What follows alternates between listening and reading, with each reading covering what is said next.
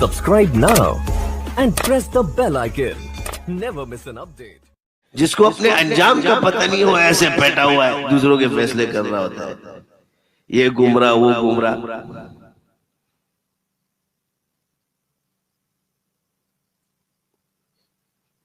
یہ تو ایک اہل حق میں لڑ رہے ہو،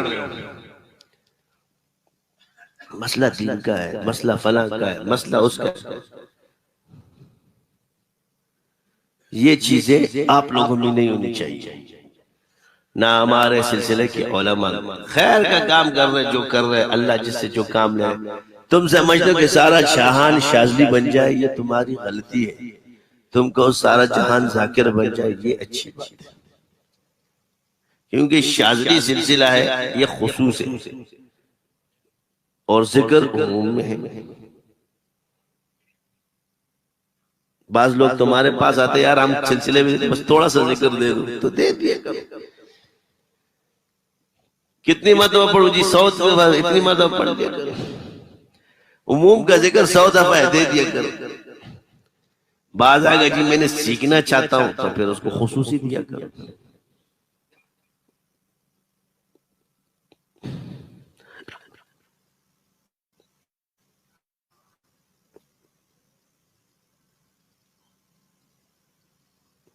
آپ ذکر اذکار کرتے ہیں اور اس کی تاثیر آج آپ لوگ خود دیکھتے ہیں ماحول اور معاشرے میں. جو ہمارے شاگرد ہیں ان کو پتہ ہے مشاہدہ ایسے بھی ہو رہا ہے. گھومتی تو تسبیح ہے، ماحول بدلتا کون ہے؟ اللہ بدلتا ہے.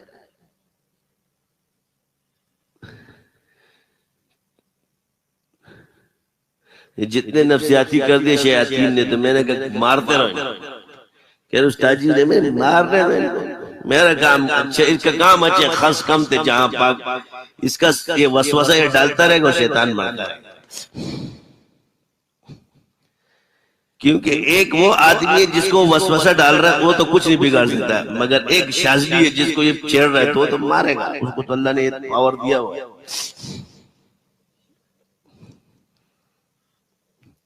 اور نہیں مار سکتے شیاطین کو، مگر شاذلیوں کو تو اللہ نے طاقت دی ہے. سوزا ہے، قرضار ہے.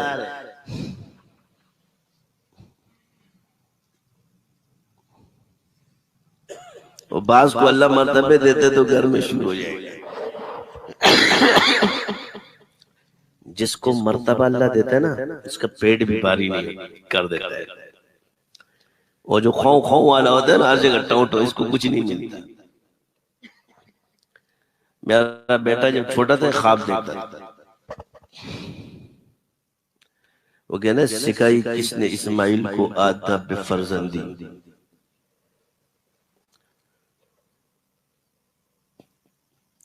تو جواب یہ کہ نسبت میں ان کو نبوت کی نسبت حاصل تھی.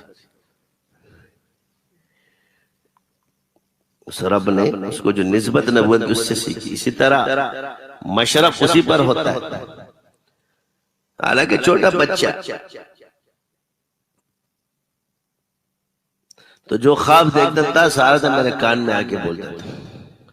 تو جب میں نے ایک دن اس کا خواب کسی کو بتا دیا تو پھر مجھے نہیں بتاتا تھا. تو کہہ رہے کیوں نہیں بتاتا؟ کہہ رہا ابو سب کو بتاتا ہے، میں نہیں بتا رہا.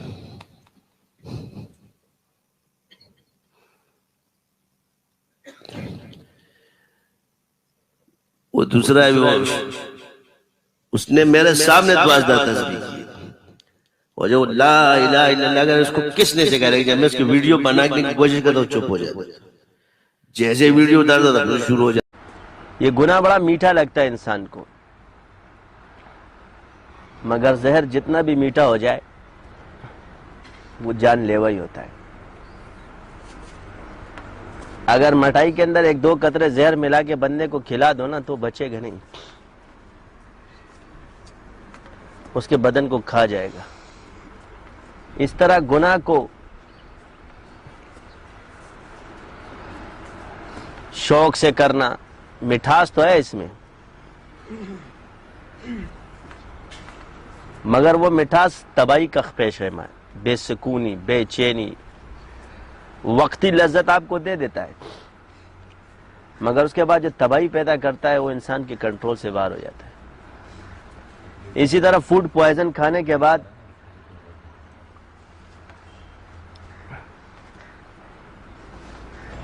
انسان اپنی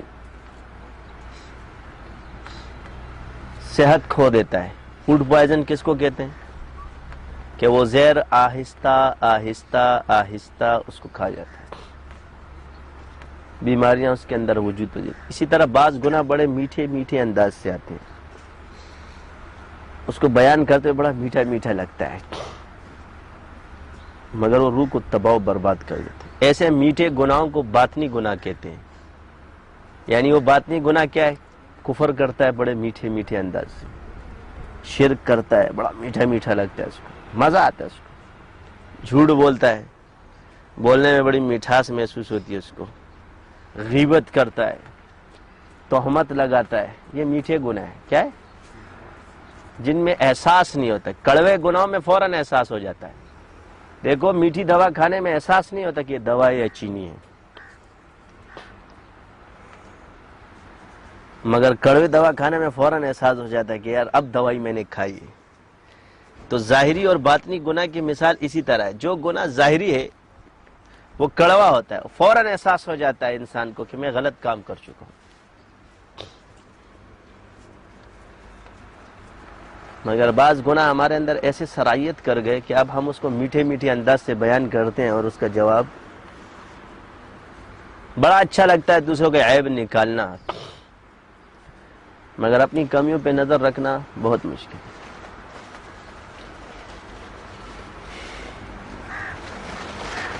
موجودہ فسادات بھی یہی ہے، ہم میٹھے گناہوں میں مبتلا ہو چکے ہیں اور ہم اس کو گناہ بھی نہیں، کیونکہ ہمیں احساس ہی نہیں ہے۔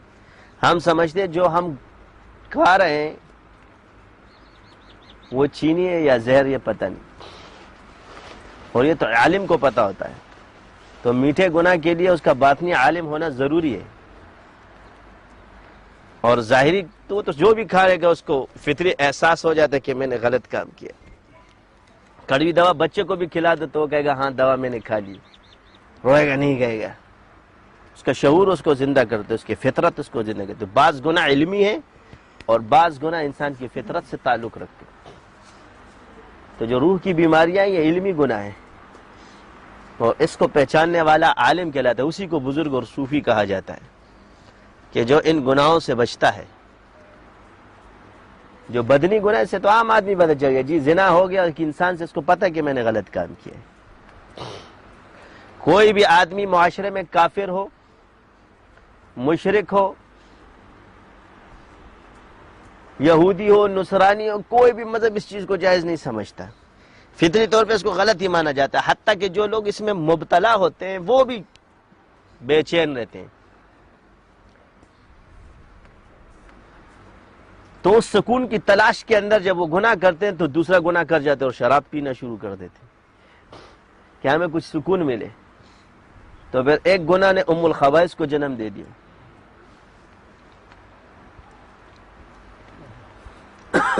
تو انسان جو ہے وہ انسان ہے،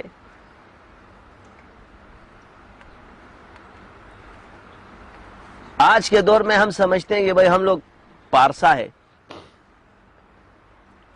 جس کو 5 وقت نماز پڑھتے ہوئے دیکھا کہیں گے یہی دیندار ہے، نمازی ہے، دیندار نہیں ہے، کیونکہ دین صرف نماز کا نام نہیں ہے، دین پورا نام ہے۔ نماز دین کا ستون ہے، مگر نماز پورا دین نہیں ہے۔ داڑھی رکھ لی تو ہم کہیں گے داڑھی والا ہے مگر دیندار نہیں ہے، کیونکہ داڑھی دین میں داڑھی نہیں ہے، دین میں داڑھی ہے مگر داڑھی میں دین نہیں ہے، کہ جس نے داڑھی رکھی بس پورا دین اس کے پاس آ گیا۔ اسی طرح ٹخنے کھولنا یہ بھی کبیرہ گناہ ہے، ثواب ہے، اور ڈھانکنا کبیرہ گناہ ہے۔ جو ٹخنے کھولتا ہے وہ بھی ایک گناہ سے بچ گیا۔ اس طرح بدنگاہی گناہ صغیرہ ہے، تو جس نے بدنگاہی چھوڑی تو اس نے ایک چھوٹا گناہ چھوڑا، 72 ہے، 79 ہے، 70 ہے، یہ تعداد ہے کبیرہ گناہوں کی. کتنی؟ اور 102 یا اس سے بھی زائد کبھی ہو، یہ صغیرہ گناہوں کی تعداد ہے. تو ابھی 4 گناہ چھوڑ کے تم لوگ متقی پرہیزگار بن جاتے ہو، ولی اللہ بن جاتے ہو. کفر کیا ہے اور کافر کیا ہے، اس میں فرق ہے.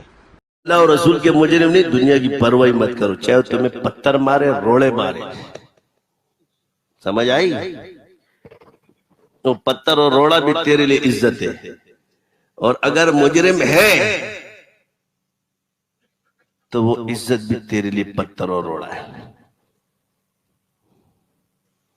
بس یہ یاد رکھنا. ہر آدمی اپنے آپ کو بہت اچھی طرح سے جانتا ہے. تو عرض یہ کہ یہ آئیں گے شیطان تمہیں باغ دکھائیں گے. وہ ہمارا ایک تھا، ہم کہتے تھے کہ یہ کہنا اللہ اور رسول، اللہ ایک ہے اور رسول اس کا پیغمبر ہے، یہ مانو، باقی اس کی کوئی بات مت مانو. تو ہمارا ایک ساتھی تھا پولیس والا، اللہ اس کو جنت نصیب کرے، اس کی شہید بھی ہو گیا تھا، انتقال ہو گیا اس کا. تو ہمارے اس محلے کے لڑکے نے اس کو کیا کہا یار، موبائل دکھایا اس کو. کہہ رہا یہ دیکھ کتنے کا ہے. اس وقت موبائل 50-60 ہزار روپے کا تھا، کہ 40 کہتا 10,000 روپے میں دے. 6,000 روپے بڑھ دیں گے. فوراً اس نے جرا کہا رک میں آ رہا ہوں. 6,000 روپے پولیس والے نے اس نے لے لی. تھوڑی دیر بعد آیا ڈبہ اور ہیڈ فون لے کے اس کو کہتا ہے یہ ڈبہ اور ہیڈ فون پکڑ، موبائل دے. کسی نے بولا ہے، میں اس کو دکھا کے آ رہا ہوں کہ میں نے. اس نے کہا چل لے لے. اب یہ آگے پیچھے پیچھے روز آتا گلی کے پاس، میں کیا کر رہے ہیں؟ کہہ رہا ہے بھئی یار فلا لے گئے میرے سے. میں نے کہا پولیس والے کو لوٹ لیا. کہہ رہا ہے بھئی تو کیا کہہ رہا ہے؟ میں نے اس کو ایک دفعہ رکشہ چلاتے روڈ پہ پکڑا وردی کے اندر، وہاں اس نے مجھے چکمہ دے دیا، کہہ رہا اب آ رہا ہوں تو دیکھ. تو ان کی زبان میں بھی تاثیر ہوتی رہتی ہے. اب وہ جو بندہ چوری کرتا ہے نا، وہ بھی کہتے ہیں شکر کرتا ہے. وہ کہاں گیا، اس کو یہ پتہ ہے کہ میں آرام تھا. اداکارہ بھی بیٹھ کے کہتی ہے شکر میرا فلم کامیاب ہو جائے. آپ لوگ دعا کریں کہ میری فلمیں کامیاب سے کامیاب ترین ہوتی جائیں. میرے کو کہا ہے کہ حضرت دعا کرنا، میں نے کہا اس پہ استغفار پڑھنا، میں تجھے دعا دیتا ہوں کہ اللہ تجھے معاف کر دے. آمین. اس پہ تجھے دعا نہیں دی جا سکتی، توبے کی ہدایت کی تلقین کی جا سکتی ہے. فضول بات ہے. تو عرض ہے کہ اس قوم کو یہ پتہ نہیں کہ جہاں حرام کی چیزوں وہاں استغفار پڑھنا چاہیے، وہاں شکر نہیں کرنا چاہیے. ان سے ایمان چلا جاتا ہے. شکر نیکی پہ ہو. اللہ ہم سب کو مغفرت فرمائے. اس آذان کی برکت سے اللہ ہمارے سارے گناہ معاف فرمائے. ہمیں پکا ٹکا سنت پہ چلنے والا بنائے. سنت یا اللہ ہمارا اوڑھنا بچھونا بنا.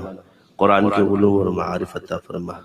قرآن میں جتنے اسرار ہے یا اللہ اس کے رموز ہم پر اشکارا فرما. اے اللہ ہمیں چلتا پھرتا، یہ اللہ کو پتہ ہے، یہ اللہ اور بندہ جان. ہاں اگر تمہاری نفس کی اس میں آمیزش موجود ہے، معاذ میں استغفار کر.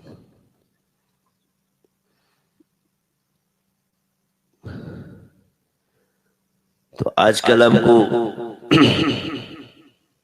ایک چیز یہ بھی نظر آئے گی کہ فلاں یہ مانگتا ہے، فلاں یہ مانگتا ہے، فلاں وہ مانگتا ہے، فلاں یہ مانگتا ہے، اور اس کو جعلی بولتے ہیں. جعلی ہونے کی علامت نہیں ہے. علاج اور معالجے کے اندر ذبیحات ہے، ہر کسی کا اپنے تجربہ. اس چیز پر کسی کو جعلی نہیں کہا جا سکتا، کیونکہ مجربات یہ تو ایسے ہو جائے گا کہ ایک ڈاکٹر ٹیسٹ کر دے دے یا کوئی بندے کو شفا نہ ملے جی ڈاکٹر جعلی ہے. ڈاکٹر نے آپریشن کیا، بندہ مر گیا، کہیں گے جی ڈاکٹر جعلی ہے. ہر آدمی اپنے علم کا مکلف. یہودی چپ. پھر کہا تو تورات کو مان؟ کہا میں اس تورات کو مانتا ہوں جس میں رسول اللہ صلی اللہ علیہ وسلم کی بشارت ہے، جس میں نہیں ہے اس کو میں نہیں مانتا. اس کو چپ لگ گئے. اس نے کہا یہ تو میرے کو واٹ لگا گیا ہے. اس نے ادھر آ کان میں اس کو ماں بہن کی گالیاں دینا شروع. وہ خاموش ہے، کیونکہ مناظرے میں اگر کوئی غصے میں آ جائے تو وہ ہار جاتا ہے کہ یہ غصے میں آ گیا، ہائپر ہو گیا. اس نے کہا بھائی تمہیں پتہ ہے اس نے مجھے کیا کان میں کہا اس نے مجھے گالیاں دی. سامنے اٹھ گئے، سارا گیا. تو حق اللہ دکھاتا ہے. تو میں بھی تمہیں وہ اصول بتا رہا ہوں. میں ہر اس بزرگ کو مانتا ہوں اور اس کی تقلید کو جائز سمجھتا ہوں جو ائمہ کا ادب کرے، صوفیاء امام کا ادب کرے اور ان کے اصولوں کے مطابق بات کرے. میں اس بزرگ کی بات نہیں مانتا جو اپنے اصول لوگ کے بیٹھا ہوا ہے. اس کو بزرگ مانتا ہوں مگر اس کی بات نہیں مانتا، کیونکہ یہ ادب ہے. بزرگی سے خارج نہیں کرنا چاہیے، پھر بڑا مسئلہ ہو جائے گا. میں ہر اس بزرگ کی بات مانتا ہوں جو امام کا مقلد ہے. میں اس بزرگ کی نانا ہے. امام ابو حنیفہ ہو، امام ابو یوسف ہو یا امام محمد، تینوں مفتبی ہو جائیں گے، کیونکہ یہ مجتہد ہے، غلطی پر بھی ثواب پر ہے. تم کسی حال میں بھی مفتبی نہیں ہو سکتے. اس کا قول مفتبی ہے، اس کا قول بعد میں مفتبی ہو جائے گا زمانے اور حالات کے حساب سے. کہیں نہ کہیں تو جاؤ گے نا. تو امام اس سے بڑا ہے، پھر یہ دو ہے. تو بات یہ ہے کہ یہ دونوں بھی مجتہد تھے. اس کے بعد یہ تینوں پیدا ہے. تو اس دور کے اندر دو ہی مجتہد، امام مالک کا چلتا تھا اور امام ابو حنیفہ کا. بعد میں یہ امام شافعی، امام احمد میں. تو یہ سارے اللہ تعالیٰ نے پیدا کیے. جب آپ اس بات کو مانتے ہو کہ مجتہد کو جو اللہ نے درجہ دیا اور اس امام پر چاروں متفق ہے، اور ہمارے عقائد میں بھی سے، اس کا ہم نہیں مانتے کہ باقی نہیں تھے، مگر کسی کے 2 مسائل ہے، کسی کے 3 مسائل ہے، کسی کے 10 مسائل ہے، اور ان کا پورے آج تک موجود ہے. تو اللہ نے جن کو منتخب کیا ان کو اتنا حقیر سمجھنا یہ میری سمجھ سے باہر ہے. تو یہ امام ابو حنیفہ رحمۃ اللہ علیہ کی عظمت ہے. تو لازمی بات ہے کہ تم اس مدرسے میں، تو میں اس درس سے نہیں پڑھ سکتا تھا. اللہ تعالیٰ نے ان مدرسوں سے نکال کے روحی مدرسے میں داخل کر دیا. اس میں پڑھ سکتا ہوں جب جبروت میں چلے جاؤ گے. تو یہ باتیں کب سمجھ میں آئیں گی؟ پہلے آ کے میرے ساتھ پاپڑ کھاؤ، پیشے شیخ ذلیل ہو جاؤ اور متبع دلیل کے ساتھ ہو جاؤ، بے دلیل مت ہونا. متبع دلیلی ہو جاؤ، پھر تو سچ مچ جمیل ہو جاؤ، یعنی حق کے خلیل ہو جاؤ. میں متبع بے دلیل نہیں کہتا، کیونکہ دلیل شرط ہے. کیا ہے؟ کیونکہ وحی کا زمانہ نہیں ہے اور وحی کے اندر بے دلیل ہے، اور جہاں وحی نہ ہو وہاں دلیل ہے. یہ دماغ میں رکھنا. تو پیشے شیخ ذلیل ہونا پڑے گا تمہیں. پیشے شیخ ذلیل ہو جاؤ اور متبع دلیلی ہو جاؤ، پھر تو سچ مچ جمیلی ہو جاؤ، یعنی حق کے خلیل ہو جاؤ. خلیلی بنا دیں گے تمہیں. اور ہم ہے بھی ایسے ابراہیم خلیل اللہ کی اولاد میں سے، بچ جاؤ گے انشاءاللہ. سید ہے بھائی، اس کا انکار تھوڑی ہے. ابراہیم خلیل اللہ کی اولاد میں سے ہیں ہم. چاہے عباسی ہو، چاہے علوی ہو، چاہے شاداز، کوئی بھی خلیلی ہے. تم تو لڑتے رہتے ہو امیر امیر امیر امیر. امیر قریش میں سے ہو گئی. حدیث ہے حضور نے فرمایا تمہارے کون سی تنظیم کا امیر قریشی ہے؟ مجھے ثابت کراؤ. ہے کہ نہیں ہے؟ تمہارا کون سا امیر قریشی ہے؟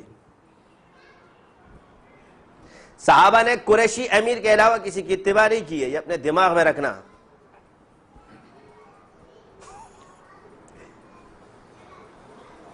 وہی باران شو. یہ نیا مسئلہ ہے، یہ حدیث ہے. سیدی امیر ہوگا، تم سب ہمارے نیچے رہو گے. زیادہ بحث کرنے کی ضرورت نہیں ہے. نقش بندی شاذلی، سمجھے؟ یہ حدیث ہے کہ نہیں ہے؟ تم لوگوں پہ اتباع لازم ہے. میں تمہیں خود بولتا ہوں میں معذور ہوں، میرے معذوری میں مت جاؤ. تم میرے کیوں کہ میں تو تمہیں صحیح بولتا ہوں، جاؤ سب کچھ کرو، دین کے خلاف بات مت کرنا. ابھی گئے تھے ایک دورے پہ، تو وہاں سے خیر حضرت یہ نقش بندی شاذلی کہاں سے ہے؟ تبلیغ طارق جمیل صاحب کے ساتھ ہوتا ہے. یہ نقش بندی شاذلی کہاں سے ہے؟ میں نے کہا یہاں سے تبلیغ آئی ہے. وہ ایسے ہی دیا ہے.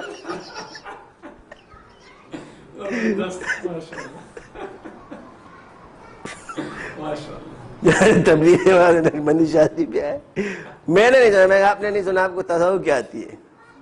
کہہ رہے مجھے مولانا ادریس انصاری سے میں مرید تھا, تو انہوں نے جب مجھے دیکھا تھا تو کہا بس مقصد ہی یہی تھا. میں نے کہا ہمارا بھی مقصد یہ ہے, میں بھی دعوت میں بھیجتا ہوں مگر بنا کے بھیجتے ہوں, یہ نہیں کہ انڈے کو اٹھا کے بھیج دیا. خلفاء میرے سال سال میں پھر رہے ہیں, بنا کے بھیجو. مولانا ایس رحمۃ اللہ علیہ بند کرائے, صحابہ بند کرائے. میں نے کہا ہمارے جیسے نہ بنے ہوئے آئیں گے نا تو دین کا بیڑا غرق ہو جائے گا.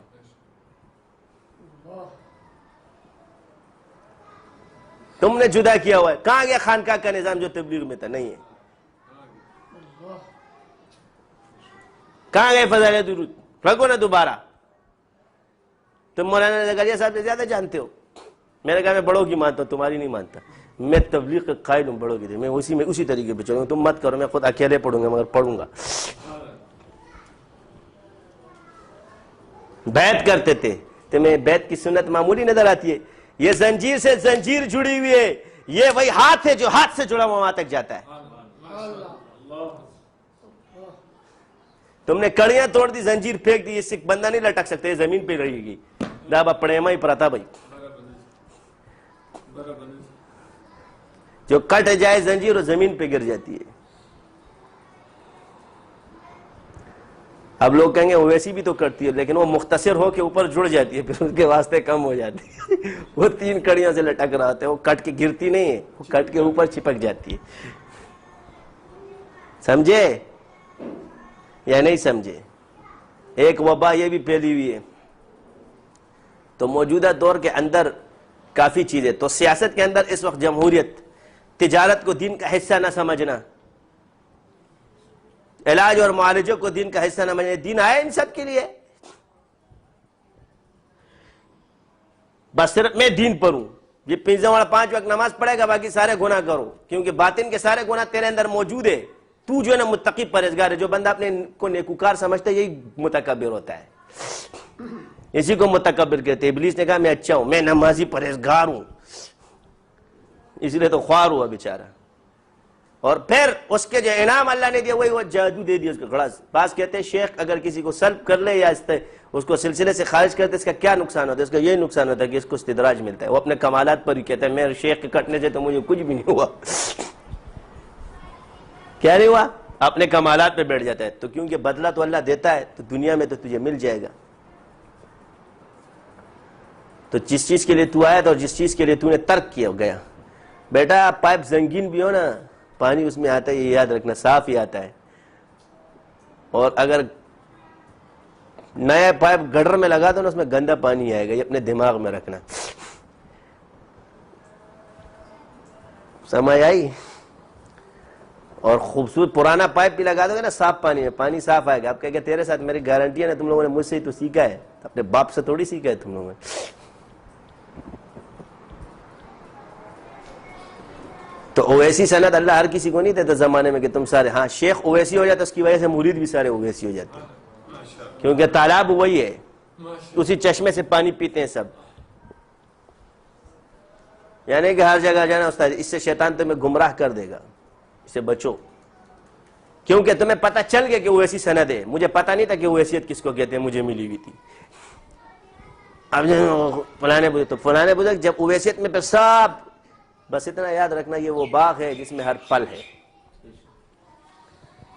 تو ہر کوئی کسی کو آم دے گا, کسی کو سیب دے گا, کسی کو کیا دے گا. تو اس میں روحانیت میں جب سلسلے اینڈ میں آتے ہیں تو پھر اس کو سب میں منتقل کیا جاتا ہے. یہ پھر ایک اسرار ہے.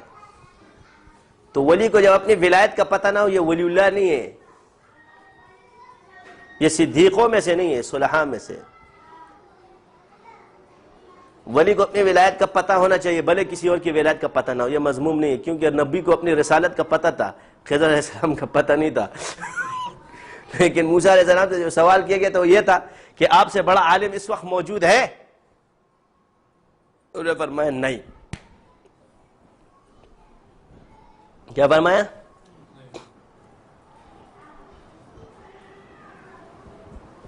تو اللہ تعالیٰ نے پھر یہ کا جواب خضر کے پاس, جو میں نے اس کو دیا وہ تمہیں نہیں دیا, کیا فرمایا ہے کہ نہیں؟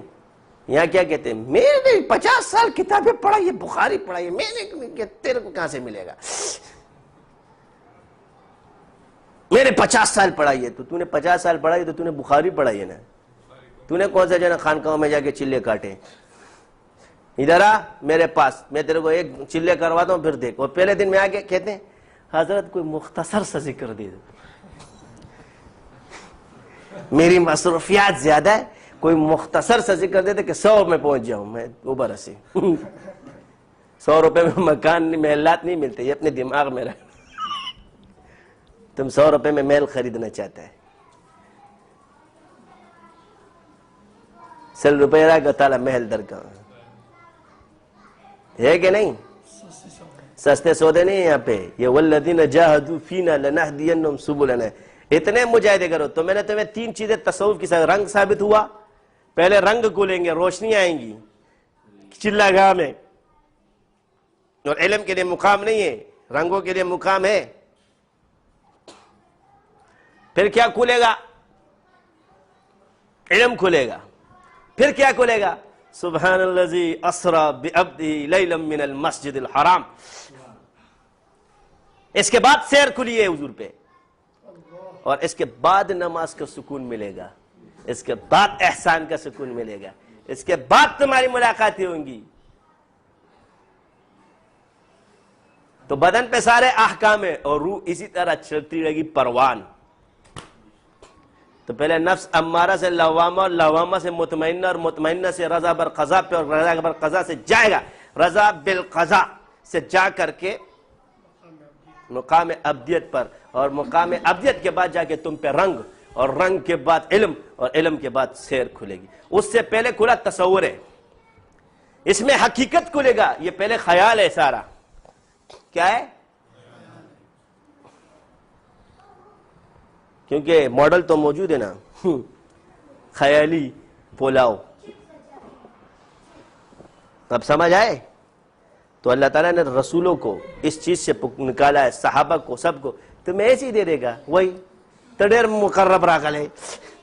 تم بڑے مقربین ہو کہ اللہ اپنے نبی کو اور محبوب کو اتنی سختیوں سے گزارے، اور تم کو کہیں اتنے مقرب ہو گئے پکور کے ناس ناس دتر حلوہ من و سلوہ میں. اللہ کو پتا ہے تم بنی اسرائیل بن جاؤ گے، من و سلوہ بھی اللہ دے دے گا نا، تم اسے بھی تنگ آ جاؤ گے. اس لیے اللہ تعالیٰ نے دنیا کو عارضی رکھا ہے. ان کو من و سلوہ دیا، ہاں تنگ آ گئے، مسور کی دال کھائیں گے، چھوڑو پیاز کھائیں گے، ٹماٹر کھائیں گے.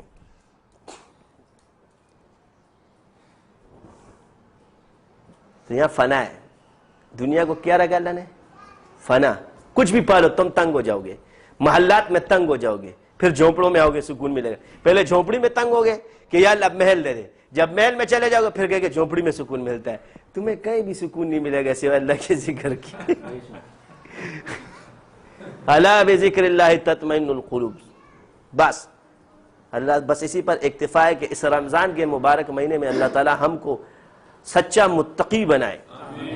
وہ متقی جس کو ہدایت اور اسرار جس پہ اللہ کھولے، جس پر اللہ نے قرآن میں ہدی للمتقین، ان متقین میں اللہ ہمیں شمار کرے جن کو ہدایت قرآن سے ملتی ہے. اے میرے پروردگار ہمارے تمام سلاسل والوں کو، جتنے مسلمانان عالم کو، ان کو فیض سے محروم نہ فرما. اے میرے اللہ ہمارے گناہوں کو معاف فرما، ہمارے حال پر رحم فرما، جتنی خطائیں کی سب کو معاف فرما. بے شک تو اتنا رحیم اور کریم ہے کہ مجھ جیسے گناہگار پر تیرے عنایات اتنی. اے اللہ جب گناہوں پر درگزر کر کے تو نے اتنا نوازا ہے، یا اللہ ہمیں نیکوکار بنا. یا اللہ ہم سب کو نیکوکار بنا. ہمارا ایمان، ہمارے اعمال تیرے سپرد، میرے تمام سلسلے کے ایمان اور اعمال تیرے سپرد. اے اللہ ہماری حفاظت فرما. اے اللہ یا اللہ جب تیرے دربار میں پیش ہو تو کوئی گناہ نہ ہو، اس دنیا کے اندر ہی سارے گناہ ختم ہو جائیں. یا اللہ موت کا دن ہمارے لیے کروڑوں عیدوں سے زیادہ خوشی کا دن بنا، اربوں عیدوں سے زیادہ خوشی کا دن بنا. یا اللہ جب تیرے پاس آئے تو خوشی خوشی آئے، غم سے نہ آئے. یا اللہ دنیا سے دل چپکا ہوا نہ ہو، تیرے ملنے کے لیے دل بے قرار ہو. اے میرے پروردگار، اے میرے پروردگار، یا اللہ ہمارے حال پر رحم فرما. تو رب ہے، ہر چیز دیتا ہے، ہر چیز سے نوازتا ہے. یا اللہ اپنی ربوبیت سے ان تمام عالم کو، یا اللہ جب تو نے ہماری پرورش فرما، یا اللہ ہمارے سلسلے والے تیرے حوالے کی، تیرے ربوبیت کے ہم نے اس کے حوالے کی. تو ہی پالنے والا ہے. یا اللہ ہم تو صرف دائی ہیں، تو ہادی ہے. ہم صرف جوڑنے والے ہیں، تو ان کو بنانے والا ہے میرے پروردگار. یہ جوڑنے کی صفت، یا اللہ یہ جوڑنے کا کام بھی تو نے ہمیں عطا فرمایا، ہمارے حال پر.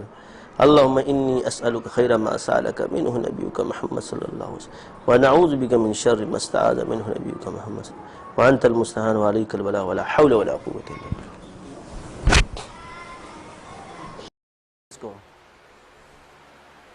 یہ بند ہونے والا نہیں ہے. ہاں میں گناہگار ہوں، میری مثال اس زنگین پائپ کی دے جس میں پانی صاف آتا ہے. کیا ہے؟ پانی صاف ہے.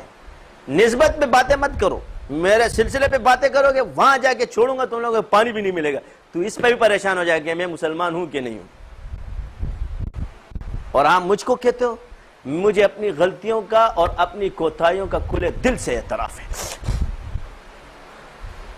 کرتا ہوں، میں اس قابل نہیں ہوں. یہ ذالک فضل اللہ یؤتیہ من یشاء، یہ رب کا فضل ہے.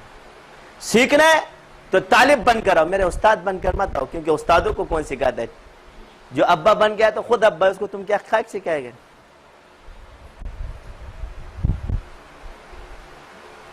اور تم ابا کے ابا بننا چاہتے ہو تو ابا کا ابا تو نہیں بن سکتے. تو اپنے بچوں کا ابا بن سکتے. میرا ابا کہاں سے بن سکتا ہے؟ میرے ابا تو چلے گئے قبر میں لیٹ. اللہ ان کو جنا جنت الفردوس میں اعلیٰ مقام عطا، وہ تو چلے گئے. تمہیں میں ابا بناؤں؟ بیٹے کا قد باپ کے برابر تو ہو سکتا ہے مگر وہ باپ نہیں بن سکتا. تمہارا قد جب باپ سے لمبا ہو جائے، بیٹا کہتا ہے میں ابا سے بڑا ہو گیا، یہ ہو نہیں سکتا. کیا؟ اپنے اونچے قد کی وجہ سے اپنے آپ کو ابا سے بڑا مت سمجھو. یہ ہو سکتا ہے مولانا؟ بس آج کل کی جاہل کا یہی کام ہوتا ہے کہ جب وہ استاد کے آنا شروع ہو جاتا ہے، کہتا ہے بس میرا قد لمبا ہو گیا، استاد کا قد چھوٹا ہے، میں 5 فٹ چینج کا ہوں، استاد جی تو 4.5 فٹ کا ہے.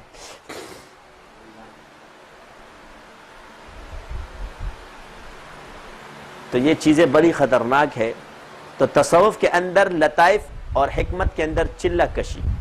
اب آپ کہو کہ یہ نہیں ہے تو اس میں علم پوشیدہ ہے، تو آپ علیہ السلام نے فرمایا کہ اس کے اندر علم پوشیدہ ہے کہ جو شخص 40 دن اللہ کے لیے خاص کرے، اللہ علم و حکمت کے چشمے. اب یہ دیکھو چلے میں حکمت آ گئی کہ نہیں؟ اس حکمت میں علم بھی ہے. علم و حکمت کے چشمے اس کے دل پہ وارد کرتے ہیں، اس کے زبان سے جاری کرتے ہیں. اسی پہ شیخ شہاب الدین سہروردی کا اجتہاد ہے. فرمایا یہاں سے چلہ ثابت ہوتا ہے. اور صوفیاء نے چلے کو مرغوب کیا. کیوں؟ اس وجہ سے کہ چلے کی برکت سے انسان نیا نیا ذکر کرتا ہے. یہ یاد رکھنا، یہ وسیلہ سارے ذکروں کو کرنے گئے. اب آپ کرنا، انسان کا شوق پرانے ایک ذکر میں تنگ آ جاتا ہے.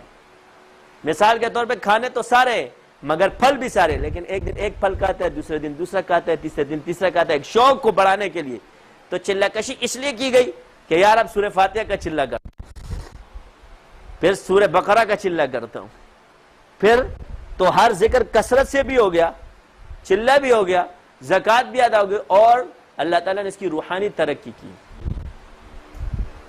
تو چلے مختلف ذکروں کے کیے گئے. اور تصوف میں کلمہ لا الہ الا اللہ اور اللہ اسی پر محنت کی گئی. کیوں؟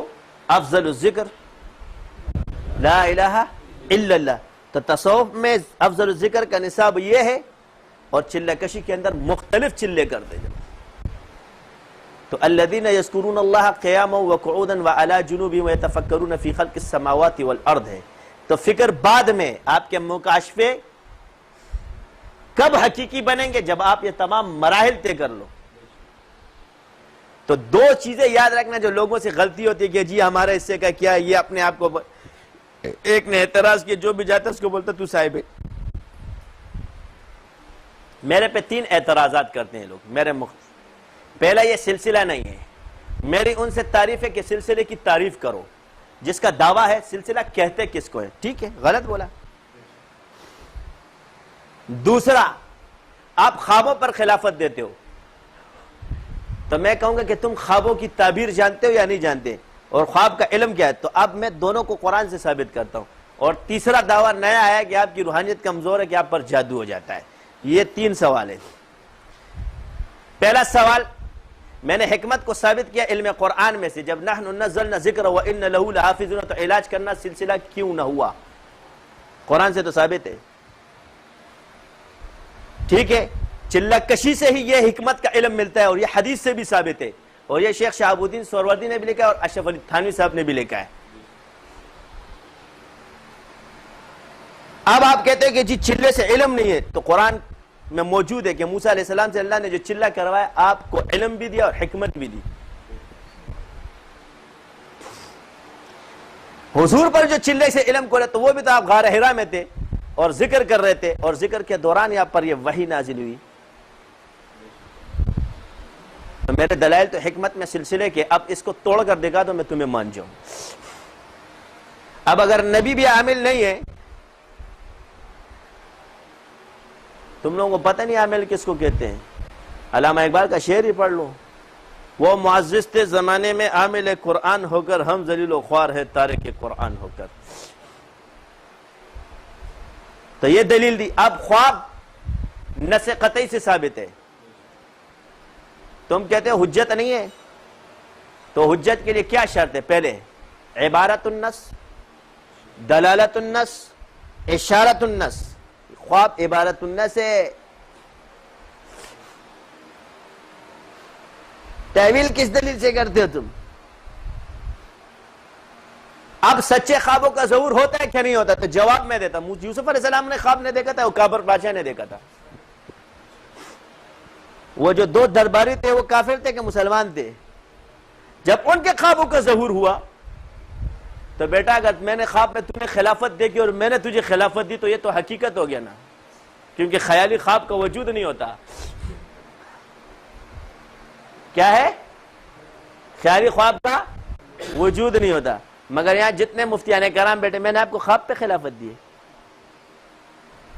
مجھے خواب پہ خلافت ملی، تب خوب خلافت ملا. شیر یہ اپنے دن میں نہیں ہے.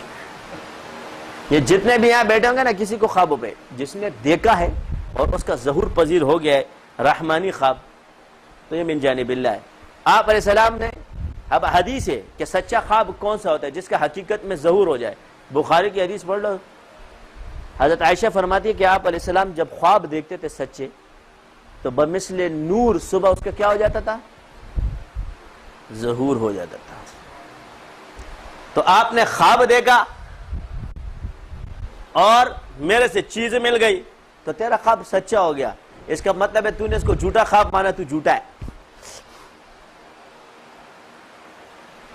تو یہ منافی نہیں ہے. ایک دلیل تو یہ ہو گئی. اب یہ فعل جب میرا ہوا تو یہ قرآن کے خلاف ہوا، سنت کے خلاف ہوا. اب نہیں ہے. اگر تو خواب کو نہیں بنتا، تیرا سند گئی، کیونکہ دیوبند خواب میں بنا ہے، تبلیغی گئے وہ خواب میں بنا ہے، آزان تو خواب میں آئی ہے. آپ علیہ السلام نے اس پر، تو جب تمہارے پاس علم نہیں ہے تو تجھے کیا پتا؟ جس کو علم ہے نا اس کو پتا ہے کہ خواب سچا ہے کہ جھوٹا ہے. جس کے پاس علم ہے اس کو پتا ہے، اللہ اس کو بتا دیتا ہے کہ یہ خواب سچا ہے یا جھوٹا ہے. اور تو نے جھوٹا خواب دیکھا ہوگا، جھوٹا سنایا گا، اس لیے تو بھی پاگل ہو گیا. تو جھوٹ کب تک ہے؟ ایک دن تو نکل ہی جائے گا. تو اللہ اپنے دین کی حفاظت کرتا ہے. یہ ذکر، تو یہ ذکر ہے، یہ نسبت بھی. کسی نے اگر جھوٹا بھی سنا ہے تو میرا ایمان ہے ایک دن وہ بھاگے گا ضرور.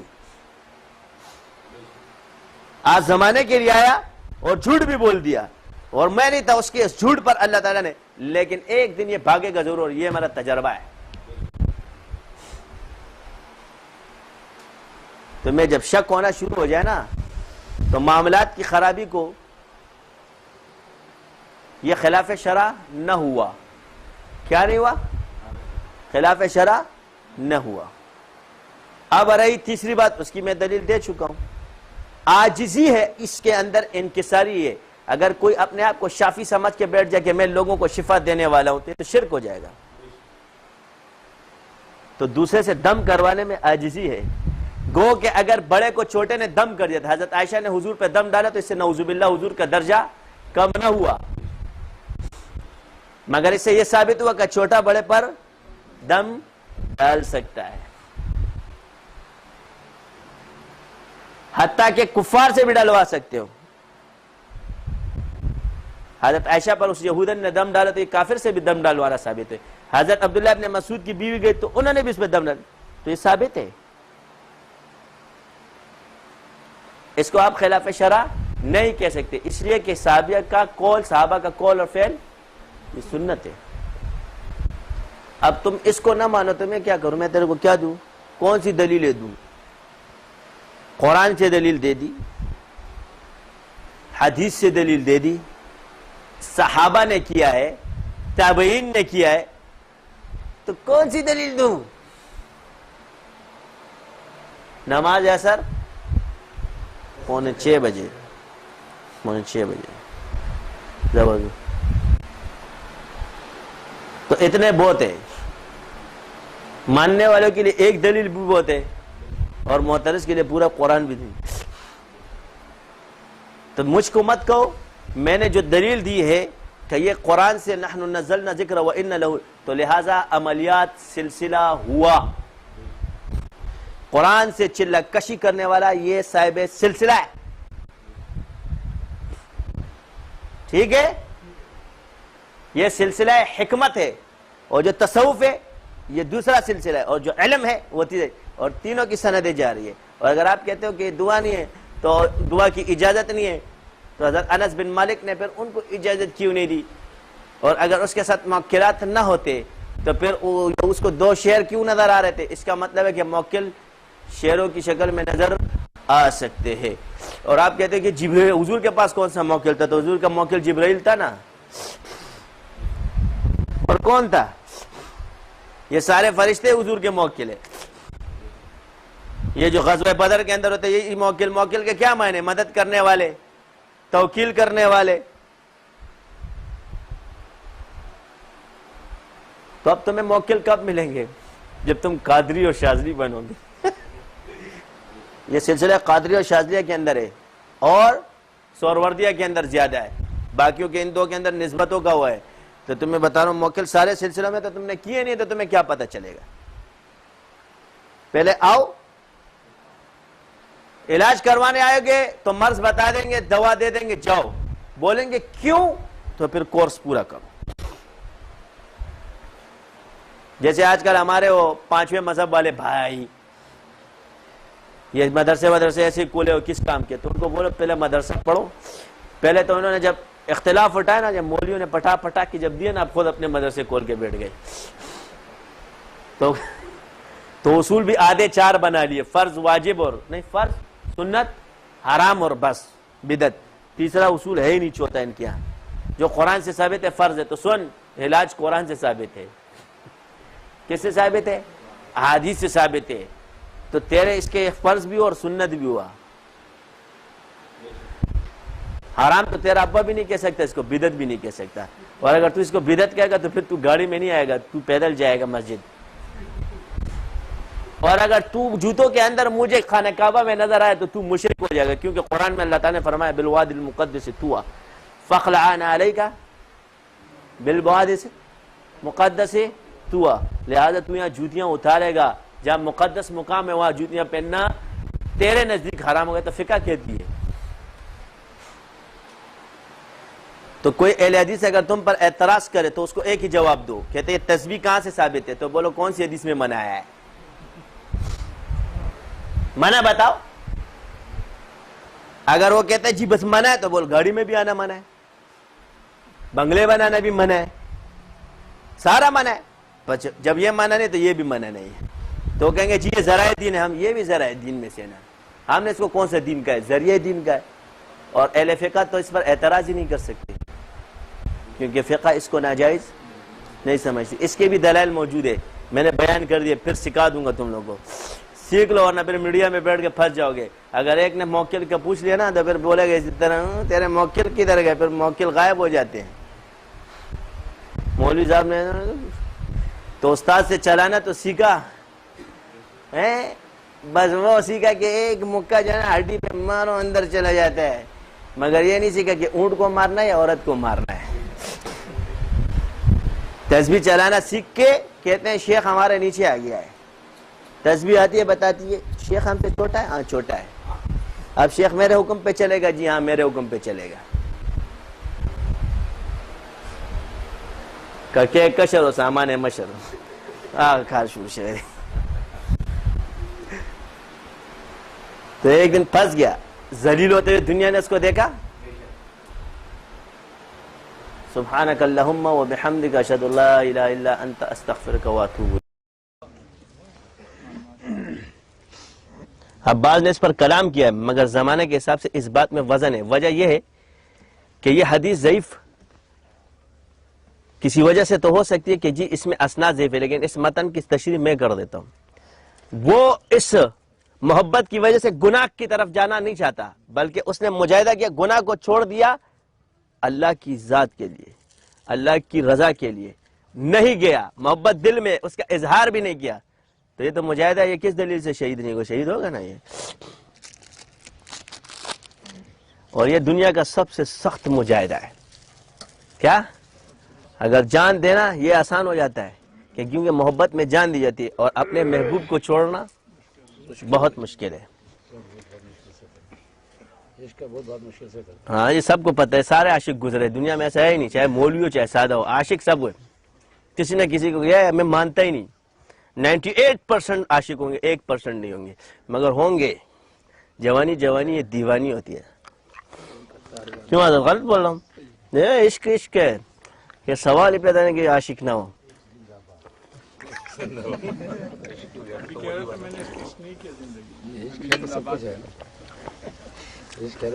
حقیقت سے, اور یہی مجاز والا پھر حقیقت پہ آتا ہے. یہی مجاز والا حقیقت کی طرف رخ بدل جاتا ہے, اس کا اللہ کی طرف ہو جاتا ہے. کتنے لوگ اس طرح ہوئے, کیونکہ ان کو لذت پڑی, اور یہ محبوب, اب لڑکی اس عشق کو نہیں ختم کری, تو اس سے اوپر کا عشق کیا ہے؟ وہ اللہ اور رسول کی محبت ہے, اور وہ جب اس پر غالب آ جاتی ہے وہ سب کچھ بھول جاتا ہے. تو اس لیے جیسے ناکام عاشقوں یہ دعا کیا کرو, اے اللہ کہ اپنی اور اپنے رسول کی محبت اور عشق عطا فرما, آمین.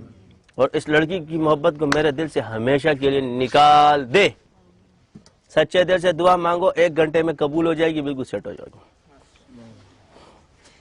سچے دل سے مانگو, 1 گھنٹے بعد تم اس کوڑی کو ہی بھول جاؤ گے. پھر ایک طفل کی مانند ہے دنیا میرے آگے, ہوتا ہے شب و روز تماشا میرے آگے, میں اس کے آگے وہ میرے آگے. میں اب پہلے آگے تھی, میں پیچھے تھا, اب میں آگے اور وہ میرے پیچھے. دنیا ایک سایہ ہے, اس کے پیچھے بھاگو گے یہ تم سے بھاگے گا, تم اس سے بھاگو گے یہ تمہارے پیچھے بھاگے گا. بس یہ سمجھ لو, شریعت کا رخصت سمجھو, شریعت کی عظیمت سمجھو. شریعت کی رخصت پر بھی اگر کوئی چل رہا ہے, یہ شریعت پر ہے, اس کو آپ خلاف شرع نہیں کہہ سکتے. اور جو شریعت کی عظیمت پر چل رہا ہے وہ نور علی نور ہے, چلتا رہے, اس کا اور اللہ کا معاملہ, اللہ اس کو درجات دے, مگر اوروں پہ لاگو نہیں کر سکتا. تو جتنے بھی چلہ کشی ہیں یہ انفرادی کرو, یہ عظیمت ہے. اجتماعی بیٹھ کے ذکر کرتے ڈرتے, کہیں ادھر سے جن نہ آ جائے, کہیں ادھر سے جن نہ آ جائے. تنہائی میں ذکر کرو, تنہائی کے ذکر کا مزہ علیحدہ ہے. کبھی جب ابھی تمہیں کوئی جن ون تنگ نہیں کرے گا, ڈرو مت. جس نے فیض نور ختم کر دی, سیرا میں جا کے بیٹھ جائے, کچھ ہو گیا میں ذمہ دار ہوں. سمجھے؟ اب تم لوگ اس چیز کے لیے تیار ہو گئے جیسے پچھلے بزرگوں نے کیا تھا نا, چلہ گشیاں اکیلے گئے, انہوں نے ڈائریکٹ کیے تھے کیونکہ ان کا اسٹیمنا تھا, مضبوط لوگ تھے. تم لوگ تھے اناڑی, ڈرپوک, بزدل. ہم نے بنا دیا تم کو, آدھا شہر تو بن گیا, بس دم لگائیں. اب جاؤ اور صحراؤں میں ذکر کرو, تنہا کرو, انشاءاللہ کچھ بھی نہیں ہوگا. جس کو جنات دیکھنے کا شوق ہے خود ہی سامنے آ جائیں گے. ٹھیک ہے؟ ان کو پتہ ہے کیا شوق ہے, یہ سمجھتے ہیں کہ ہم لوگ جنات ظاہر ہو جائیں گے تو ہم کن فیکون والی عادت میں آ جائے گی. یوں کریں گے, چٹکی پکے گا, چائے حاضر, چٹکی پکے لڑکی. یہ ٹینگا نہیں ہے کہ ہر چیز حاضر. ایک دفعہ پراٹھا لائیں گے, دوسری دفعہ نہیں لائیں گے, پھر محنت کر کر کے تھک جائے گا. ہمارے پیٹ میں درد ہے, ہمارے یہاں درد ہے, یہ نہیں کر سکتے, ہماری طاقت چلی گئی, یہ چلی گئی. تمہیں ہی نہ چاہیں گے, تم پاگل ہو جاؤ گے, اوروں سے وعدے کیے ہوں گے, یا پاس جاؤ گے. سمجھے؟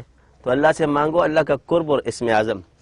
جس کو یہ حاصل ہو جاتا ہے اس کو بھی پاور جنات کی طرف, جو اس کی پاور ہے نا وہ جنات میں منتقل ہونا چاہیے. یعنی اگر اس کے پاس ایک کمزور جن آ جائے, میں اس تعدیث نعمت کے طور پہ یہاں کا رنگ روٹ جین اگر اٹھا لوں نا اس کو بادشاہ بنا سکتا ہوں اس وقت.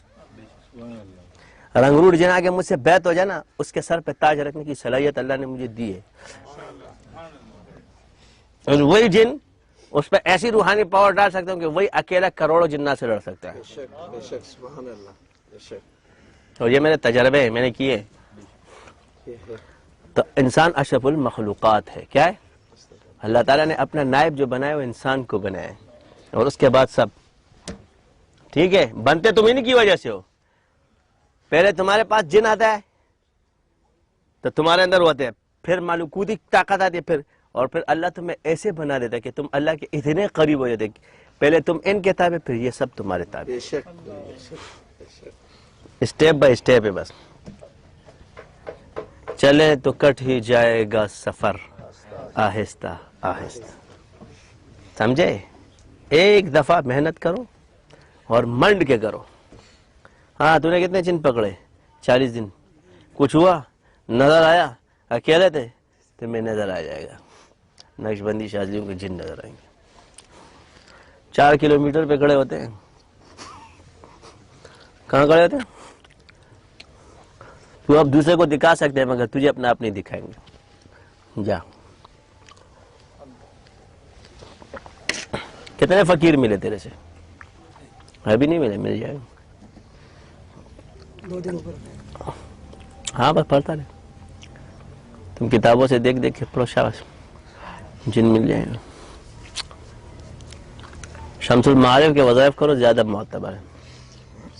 صحیح ہے. چہلقاف کرو, یہ باقی وظیفے چھوڑو. یہ والے روحانی جو وظیفہ بتا رہا ہوں اس کو کرو. چہلقاف پڑھو. جس کو ظاہری جن دیکھنے کا شوق ہو چہلقاف کا وظیفہ کرے. کفا کا ربو کا کم یکفی کوا کی فتن, اس میں آ جاتا. یہ مشائخ کا مجرب عمل ہے. ٹھیک ہے. اب کوئی وہ یہ سن کے خود نہ کرے, بغیر اجازت کے کوئی نہ کرے. مجھ سے اجازت لے, کل پھنس گیا اس کی اماں میرے پاس آ جائے گی, نہیں آپ نے بیان میں کہا تھا میرا بیٹا پاگل ہو گیا. اور یہ چلکا وہ بندہ کرے گا جو فیض النور ختم کرے گا, پہلے والا نہیں کرے گا. یہ بھی بتا دوں, احتیاطی تدابیر پہلے سے. فیض النور ختم کرنے والا آدمی چلکاف کر سکتا ہے, اس سے پہلے نہیں کر سکتا. پھر پاگل مینٹل اسپتال میں پڑھیں گے, میں ذمہ دار نہیں ہوں گا. سمجھ گئے؟ میں نے اجازت دی تھی نا, آپ نے خود سے تھوڑی کیا تھا. اجازت الگ چیز ہے, وہ الگ ہے, یہ ایک عموم ہے. بعض لوگوں کو ایک میں بھی دیا جا سکتا ہے. میں نے جن سے چائے بنایا تھا وہ 3-4 دن تو اس نے کھانا بنا کے جب صبح اٹھتا تھا تو تیار ہوتا تھا.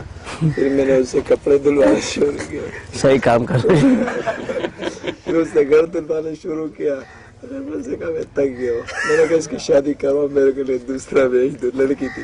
ہاں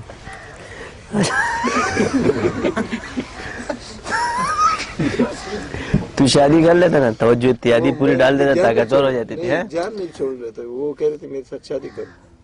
تو میں نے اس کو جنیا کون پالے گا؟ خوبصورت نہیں تھی کیا؟ نہیں وہ پری تھی. میں نے اس کو بولا پری, اس کو میسج نہیں آ رہا تھا. جو پری تھی اس کو میسج نہیں آ رہا. اس نے کہا تو اس کو خسی کر دیا. کیا چیز ہے بھائی, کیا کون سا عمل کیا تھا؟ دورا عمل کیا تھا, بانجی کر دیا. چلو اچھا کیا, آزاد کر دیا, ابھی بچوں کی اماں بن گئی. نہیں وہ اس کو اللہ نے وہ طاقت دی. سچ جو آپ نے بات کی نا, اس کو وہ لیلا والا گھوڑا مل گیا ہمارے عملے کے اندر. وہ ہمارے عملے نے اس کو اتنا اوپر لے گیا ماشاءاللہ کہ اس کو اب یہ بتانے میڈیا پہ سارے سن لیں گے. چپ بیٹھ. پھر پری تیرے کو بولے پری والا بابا کہاں سے لاؤ, میں تیرے کو کہاں سے ڈھونڈوں گا. یہ تو پریوں کی شوق میں آ جائیں گے. ہاں ٹھیک ہے. ایسے فقہ حنفی میں تو شادی نہیں ہے, جن سے نکاح جائز نہیں ہے. باندھی رکھنا تو جائز ہے نا مفتی صاحب؟ کیوں نکاح نہیں ہے, باندھی سے نکاح تھوڑی ہوتا ہے. نہیں تو جن سے غیر تو جن سے غیر تو ہمارا کافر بھی ہوگا. ہم تو نکاح تھوڑی کر سکتے ہیں, باندھی تو بنا سکتے. نکاح نہیں کرو گے تو باندھی والے حکم میں تو آئے گی. یہ تو دونوں مفتی صاحب ہے نا. نہیں مسئلہ نہیں, اس میں مسئلہ نہیں ہو تو بعد میں بات کریں گے. علمی مسئلہ ہے. ویسے فقہ حنفی میں نکاح نہیں ہے. یہی بات ٹھیک ہے، لیکن کام وغیرہ لے سکتے، کام لینا جائز ہے، نکاح جائز نہیں ہمارے، ہم اپنا مذہب تھوڑی بدل سکتے ہیں، تو امام نے بولا ہے، امام کی تقلید کریں گے، بحالت مجبوری خروج جائز ہے، شوق کا نہیں، مجبوری، تو ہمارے اس میں ٹھیک ہے، اللہ خیر کرے گا انشاءاللہ۔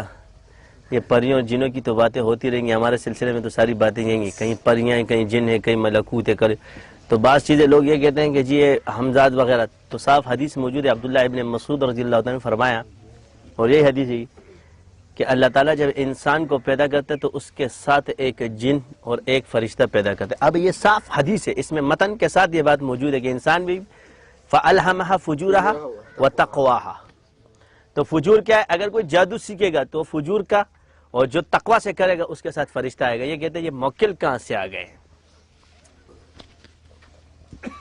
کہتے ہیں کہ نہیں کہتے؟ جی یہی کہتے ہیں۔ اس حدیث میں کیا ہے؟ تو پھر نیچے تشریح لکھتے ہیں کہ عاملین اس سے ہمزاد کا استدلال لیتے ہیں، فرشتہ غائب کر دیا، چلو ہمزاد والا گیا، عاملین اس سے ہمزاد کا استدلال لیتے ہیں، مگر یہ انسان کی قوت خیالیہ کا اثر ہے۔ کیا فرماتے؟ تو ادھر ایک اشکال پیدا ہوتا ہے کہ قوت خیالیہ انسان کے وجود کا حصہ ہے، اور یہ چیز انسان کے وجود سے جدا ہے۔ حدیث کے متن کے حساب سے یہ الگ وجود رکھتا ہے، جن ایک الگ وجود رکھتا ہے، وَمَا خَلَقْتُ الْجِنَّ وَالْإِنسَ إِلَّا لِيَعْبُدُونَ، اور وہاں نام ہمزاد کا نہیں، جن کا ہے، گویا جن پیدا ہوتا ہے، شیطان کا نہیں ہے۔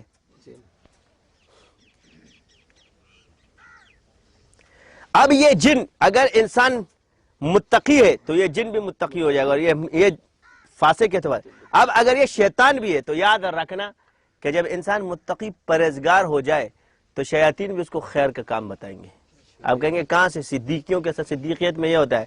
ابو ہریرہ رضی اللہ تعالیٰ عنہ کو حضور نے فرمایا کہ یہاں کھڑے ہو جاؤ، آج ایک شخص آئے گا اس کو پکڑ لینا، دلیل دے رہا ہوں، چھوٹی دلیل نہیں دے رہا۔ رات کو پکڑا، بھاگ گیا، منت ایک دوسری، حضور نے فرمایا بھاگ کے کہاں؟ تیسری مرتبہ یہ پکڑ، کہا مجھے چھوڑ دو، میں تمہیں ایک اچھی بات بتاؤں گا کہ تم آیت الکرسی پڑھا کرو، کوئی چیز تم پر حاوی نہیں ہوگی۔ جب وہ چلا گیا تو حضور نے فرمایا کو سارا واقعہ آپ نے، باندھا تو برا تھا مگر بات اچھی کر گیا، تو خیر پہنچایا۔ تو پھر جب ذکر کثرت سے کرو گے تو پھر اس نہج پر پہنچ جاؤ گے، ربنا ما خلقت ھذا باطلا سبحانک فقنا عذاب النار۔ پتہ چل جائے کہ باطل بھی تمہیں خیر دیتا ہے کہ نہیں، تو وہ باطل جب تمہیں خیر دینا شروع کر دے تو باطل رہا نہیں، اور یہ صدیقیت میں ہے، جب کمال نسبت میں ہے، سمجھ گئے؟ تو اسی پر سلسلہ شاذلیہ، وَسَخَّرْتَ الرِّيحَ وَالشَّيَاطِينَ وَالْجِنَّ لِسُلَيْمَانَ علیہ السلام۔ سمجھ گئے؟ سبحانک اللہم وبحمدک اشہد ان لا الہ الا انت استغفرک واتوب الیک۔ الحمد للہ وحدہ والصلاة والسلام علی من لا نبی بعدہ۔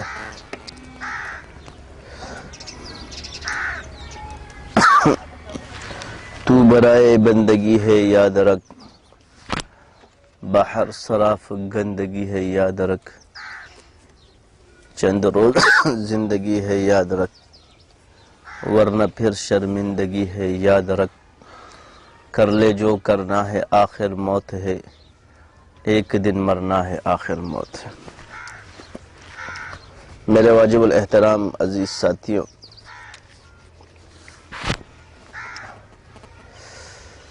خوش نصیب ہوئے وہ لوگ جس پرفتن دور کے اندر نماز، اللہ کا ذکر اور گناہوں سے کرتے ہیں، اور گناہوں سے بچنے کا اہتمام کرتے ہیں، مگر اس دور کا ایک المیہ یہ بھی ہے کہ اللہ تعالیٰ فرماتے ہیں کہ پورے کے پورے دین میں داخل ہو جاؤ۔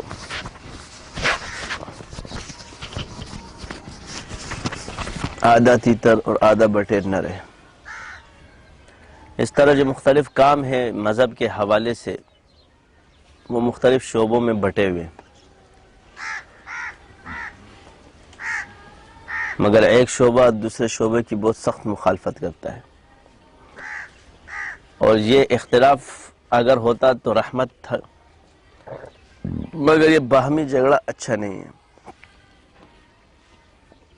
سارے کام قرآن اور احادیث سے ثابت ہے۔ ثبوت کے لیے قرآن سے اشارہ بھی شرط ہے،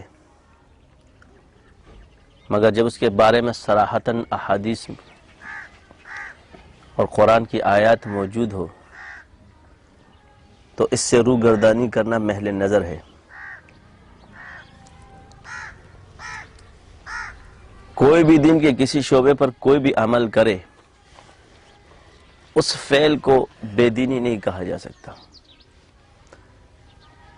چاہے وہ اس پر کافر عمل پیرا ہو، چاہے اس پر فاسق عمل کر رہا ہو، چاہے اس پر گمراہ عمل کر رہا ہو، چاہے اس پر متقی عمل کر رہا ہو، وہ کام ہے دین کا۔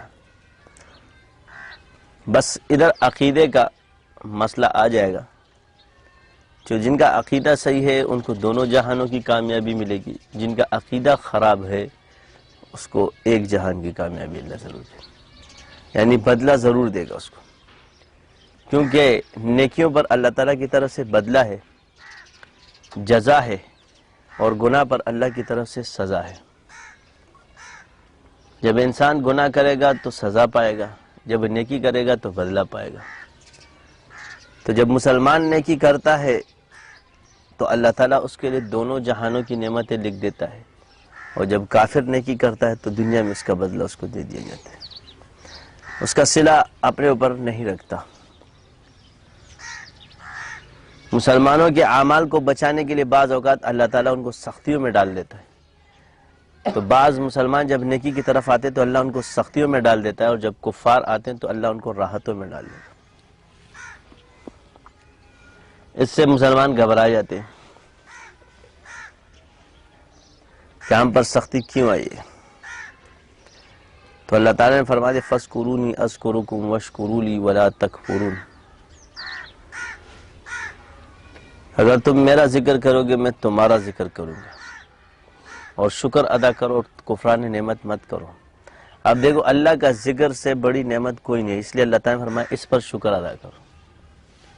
سب سے بڑی نعمت جو اللہ کے قریب ہے وہ ہے اللہ کا ذکر کرنا، کیونکہ اس میں تمہارا ذکر کرے گا۔ پھر اللہ تعالیٰ نکتہ نواز ہے، چاہے تو کسی کو بڑی نیکی سے نہ نوازے، اس کے آخرت میں حصہ رکھ دے، اور چاہے تو کسی کو چھوٹی نیکی پہ اتنا نواز دے کہ انسان کا تصور بھی۔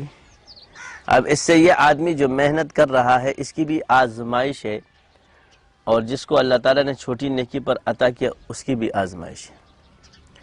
جس کو چھوٹی نیکی پر عطا کیا اس کی یہ آزمائش ہے کہ اب وہ گناہوں کی طرف سے منہ موڑ لے اور اللہ کی طرف رجوع کرے، اور جنہوں نے نیکیاں کی اس پر یہ آزمائش ہے کہ اللہ اگر ان کو نہ دے تو اللہ ان کا امتحان یہ لیتا ہے کہ اللہ کے لیے کر رہے یا کسی غرض یا مطلب کے لیے کر رہے،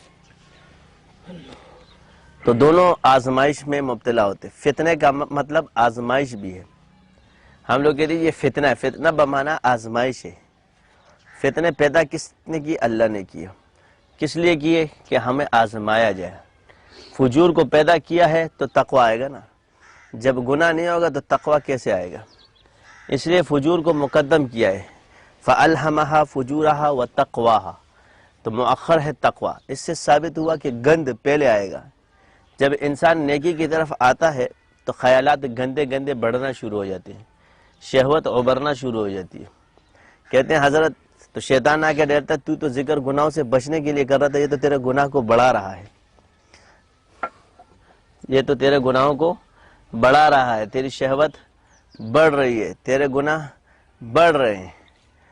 مگر یہ انسان کو پتہ نہیں کہ جب انسان کسی بھی چیز کی صفائی کرتا ہے تو گند کو نکالتا ہے، گند کو دباتا نہیں ہے۔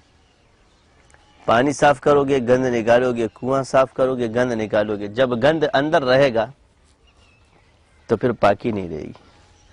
پاکی کے لیے گند کا باہر آنا شرط ہے، یا گند کا رخ پاکی سے دور کر دینا۔ یہ دو طریقے ہیں کسی بھی چیز کو صاف کرنے کے، یا تو اس کو گندگی کی طرف رخ کر دو اور اچھائی کو اس سے جدا کر دو، یا اس گندگی کو نکال دو اور اچھائی غالب آ جائے گی۔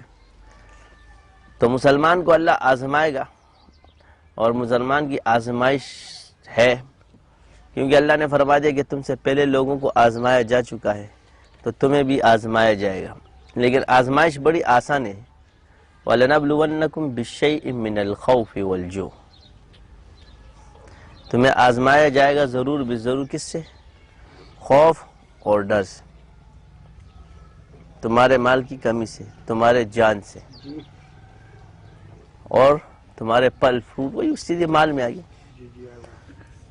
مگر کیا بشارت ہے صبر کرنے والوں کی۔ گویا اللہ کی طرف سے اگر آزمائش آ جائے تو صبر کرے۔ اب یہ دنیا ہم چند چیزوں پر تقسیم کر دیتے ہیں کہ کس طرح کے لوگ اس دنیا میں رہتے ہیں۔ نمبر 1 حق پرست، نمبر 2 اصول پرست۔ جو حق پرست ہوتے ہیں یہ اصول اور حق دونوں پر ہوتے ہیں، جو اصول پر ہوتے ہیں بعض اوقات یہ حق پر نہیں ہوتے مگر اصول پر ہوتے ہیں۔ اور ایک ہے مفاد پرست کا ٹولہ۔ تو جو سب سے برا طبقہ ہے وہ مفاد پرست کا ہے۔ اصول پرست کے بھی کچھ اصول ہوتے ہیں اور وہ اپنے اصولوں کا پابند ہوتا ہے، اور حق پرست تو دونوں اصولوں پر، اصول پر بھی اور حق پر بھی، مگر یہ مفاد پرست کسی کا بھی نہیں ہے، اس کو منافق کہا جاتا ہے۔ موجودہ دور کے منافقین کو مفاد پرست کہا جائے تو اچھا ہے، کیونکہ منافق تو کیا، ہم کہیں گے مفاد پرست ہے یہ لوگ۔ یہ تالی کے بینگن ہوتے ہیں، جدھر بھی تالی ہوگی ادھر خود بخود جھک جائے گی۔ تو جو حق پرست ہے ان کو حق سے قائل کیا جائے گا، حق اور اصول سے قائل کیا جائے گا، ان کو مال سے قائل نہیں کیا جا سکتا، دنیا سے قائل نہیں کیا جائے، اور جو اپنے اصولوں کا پابند ہے اس کو اصولوں سے قائل کیا جائے گا اس کے،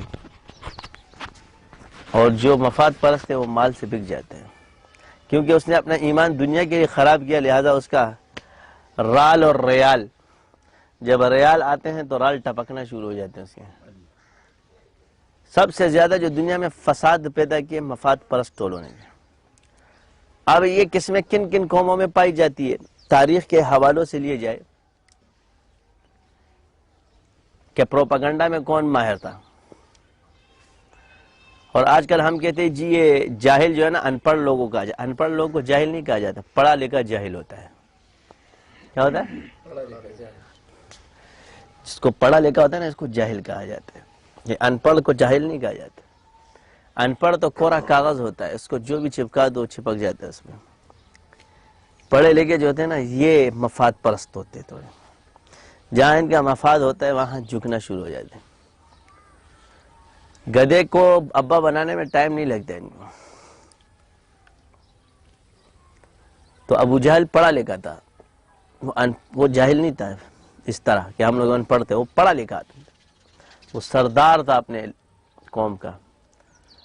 تو سب سے پہلے جو پروپیگنڈا شروع کیا مشرکین نے شروع کیا، واویلا مچانا، لوگوں پر تہمت باندھنا، تو سب سے پہلے اس نے پروپیگنڈا شروع کیا، اور جو سب سے پہلے منافق پیدا ہوئے وہ یہودیوں سے پیدا ہوئے۔ تو دنیا میں دو لوگ بڑے برباد کرتے ہیں،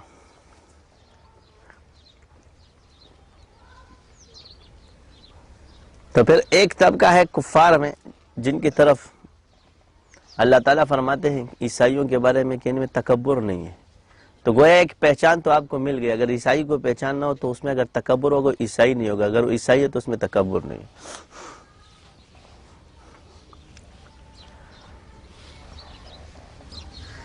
یہ پہچان ہے۔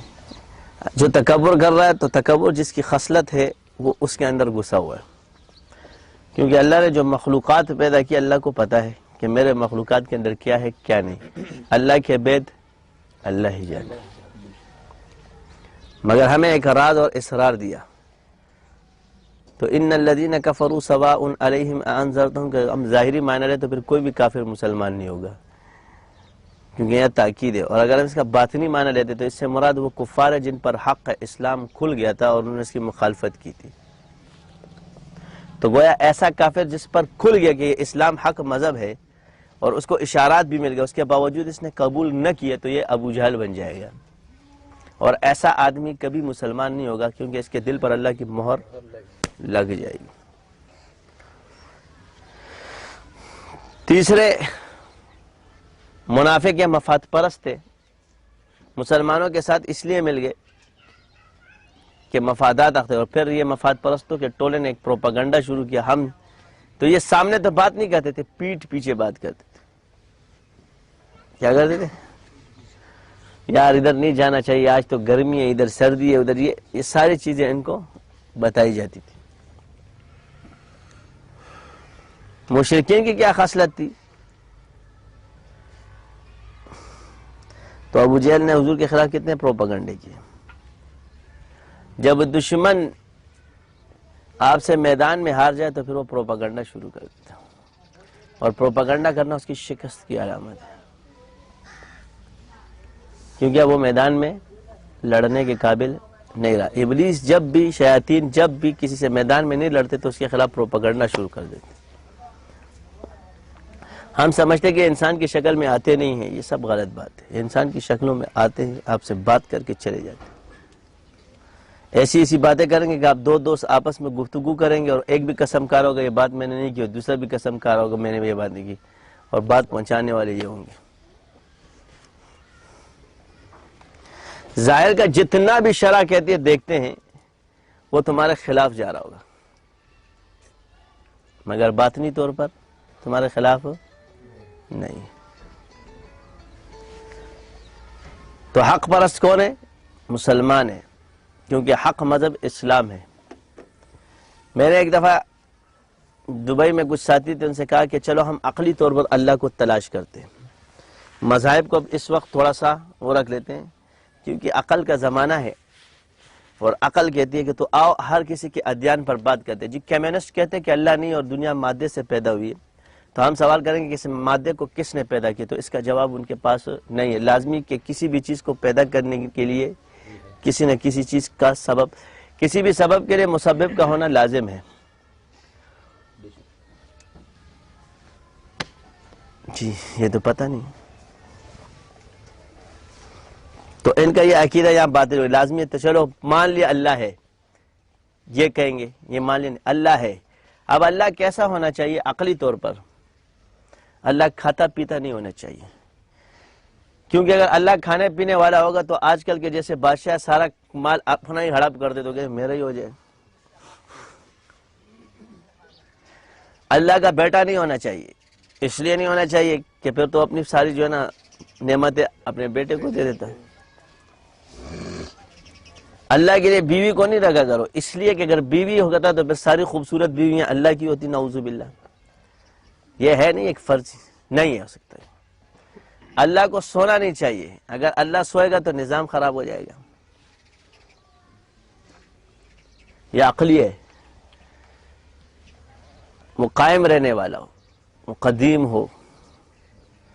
جب باپ بھی نہ ہوا، بیٹا بھی نہیں ہوا، تو لازمی بات ہے اب اس اللہ کو تلاش کرے تو کہاں تلاش کرے؟ اللہ ایسا ہو کہ جس کا مکان نہ ہو، لا مکان ہو، کیونکہ جس کا مکان ہوگا تو اس کے لیے رش لگانا پڑے گا، جو لا مکان ہوگا وہ ہر جگہ ہوگا۔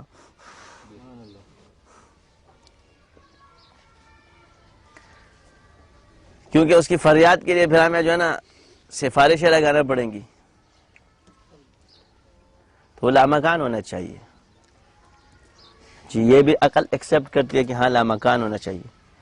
جب ہر چیز میں اللہ کے اندر یہ خصوصیت کہ اللہ بے نیاز ہونا چاہیے، کہ نعمتیں اس کو ہو مگر وہ پرواہ نہ کرے، اس کی ضرورت اس کو نہ ہو،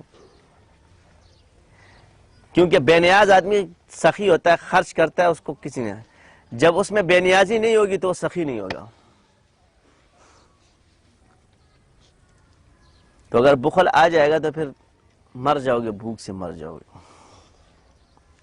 تو یہ چیز اللہ کے اندر اور اللہ کی ذات میں نہیں ہونی چاہیے۔ اب ایسا اللہ کہاں تلاش کرے کہ اس کا نہ باپ ہو، نہ بیٹا ہو، نہ ہمسر ہو، نہ کوئی ہو؟ تو آج ہر مذہب میں اب چلتے ہیں ہم، عیسائیت میں دیکھتے ہیں مگر وہاں بھی اللہ کے 3 مانا جاتا ہے، یہاں بھی یہ عقیدہ نہیں پیش کیا جا سکتا، کیونکہ وہ اکیلا نہیں ہے، یہاں اکیلا ہونا چاہیے۔ ہم یہودیوں کے پاس جاتے ہیں، وہاں بھی اللہ کو جو ہے نا شریک مانتے ہیں، تو ادھر بھی نہیں ہے۔ ہم چلتے ہیں جی ہندوؤں کے پاس، ہندو مت پہ بات، ان میں بھی اللہ کا شریک بنایا گیا ہے، ادھر بھی نہیں ہے جی۔ اب سارے مذاہب میں ہم نے دیکھ لیا اللہ کہیں اکیلا نہیں ہے، ہر جگہ اللہ کے ساتھ کوئی نہ کوئی شریک ہے۔ تو اب آ جاتے ہیں ہم اسلام کی طرف۔ تو اسلام میں اللہ فرماتا ہے قل هو اللہ احد اللہ الصمد لم یلد ولم یولد ولم یکن له کفوا احد۔ اللہ اکیلا ہے، کہہ دو کہ اللہ اکیلا ہے۔ اللہ الصمد، اللہ بے نیاز ہے۔ لم یلد، نہ وہ کسی کا باپ ہے نہ کسی کا بیٹا۔ چل کے جنت اور جہنم اس کے ہاتھ میں، یا حضور فرما رہے جو خیر پہنچائے اس کو ثواب ملے، پیسہ لینا بھی جائز ہے۔ چند لوگ جعلی ہے، اصلی آپ نے دیکھے نا، آپ گھومے کہاں، سارے جعلی تھوڑی ہوتے۔ اور یہ یاد رکھنا کہ جعلیوں کے پاس لوگ اتنے نہیں جاتے، اصلیوں کے پاس زیادہ جاتے، کیونکہ جعلی کے پاس جب کچھ ہوگا نہیں تو چند دن کے لیے دے۔ اور اگر ایک بندہ باطل ہے اور اس نے بھی کوئی چیز کمال کی حاصل کی تو لوگ ایسے نہیں جا رہے اس کے پاس کوئی چیز ہے تو جا رہے نا، آپ وہ چیز حاصل کرو نا، اہل حق آ جائے میدان میں۔ اور ہمارے ہاں مریضین کم اور ذاکرین زیادہ ہوتے جا رہے ہیں۔ آتا تو مریض بن کرے، جاتا ذاکر بن کرے۔ ہزاروں لوگ آئے اور ہزاروں آج ذاکر ہے الحمدللہ۔ یہ کوئی ہم نے یہاں کنجر خانہ تو نہیں کھولا ہوا ہے کہ تم لوگوں نے دماغ خراب کیا ہوا ہے، کوئی تمیز سیکھو۔ الزام لگاتے فلانا فلانا سے فلانا ڈمکانا پہ، تو قضاءً تو یہ فتویٰ تم جاری نہیں کہ دیانتاً ہو سکتا ہے تمہارے ساتھ ہوا ہوگا، قضا میں تو ثابت نہیں کر سکتے، دیانتاً مان لیا جائے گا کہ صاحب معاملہ کے ساتھ کچھ ہوا ہے۔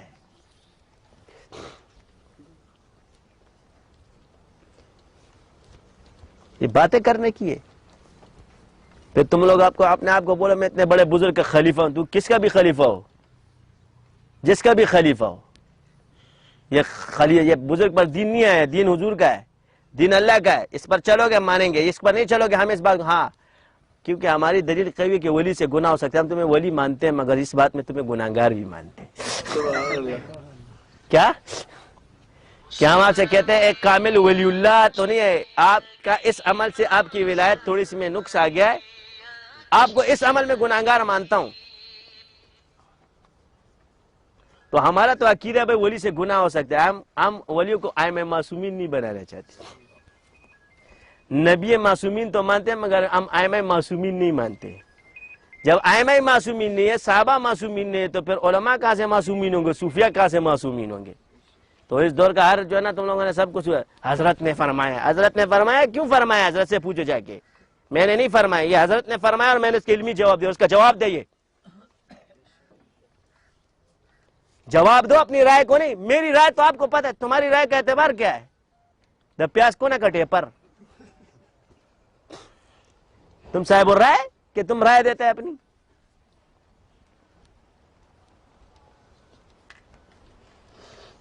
میری رائے آپ لوگوں کو پتہ ہے، آپ کی رائے یہ پتہ ہے کہ سارے مسلمان فاسق فاجر ہے، صرف ایک میں مومن ہوں۔ وہ والا کام شروع کیا، معتزلہ پتہ کیا کرتے تھے، ایک مسلمان آ رہا اس کو قتل کر دیا، تو اس کو کچھ نہیں بولا، جا کے اس نے ایک سیب کا رکھا، یار لوگوں کا مال مت کھاؤ، بندہ مار دیا اور زمین کے ہاتھ سے اٹھائیں گے، زمین کی چیز اٹھا لی، اس پہ اعتراض، بندہ مارا اس پہ اعتراض نہیں ہے۔ اور عبادت تو ابن عباس رضی اللہ تعالیٰ نے ان کی عبادت دیکھی ہے اور فرماتے ہیں میں نے ان جیسا عبادت گزار نہیں دیکھا ہے۔ یہ ابن عباس کے جاؤ تلبیس ابلیس میں اللہ میں ابن جوزی نے لکھا ہے۔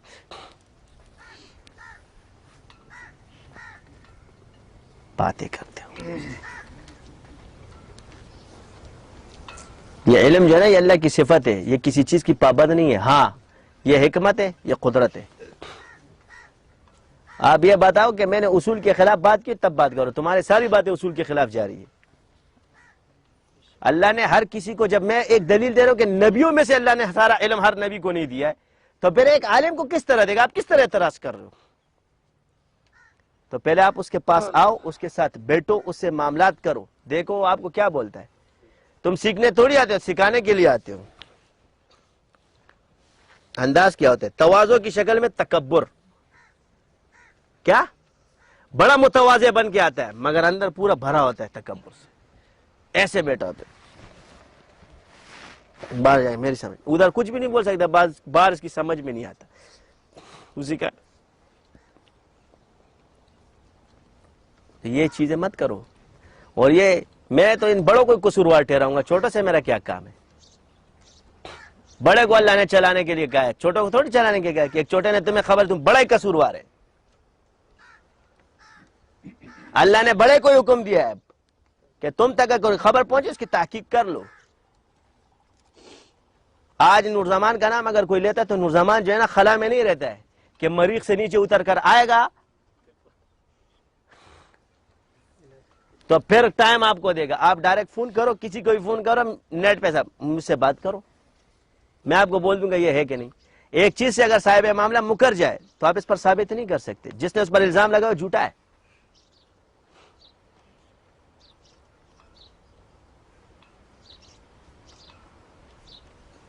ایک آدمی آتا ہے، وہ حالت سحر میں آپ سے ساری باتیں کرتا ہے، بعد میں کہتا ہے یہ بات میں نے نہیں کہی۔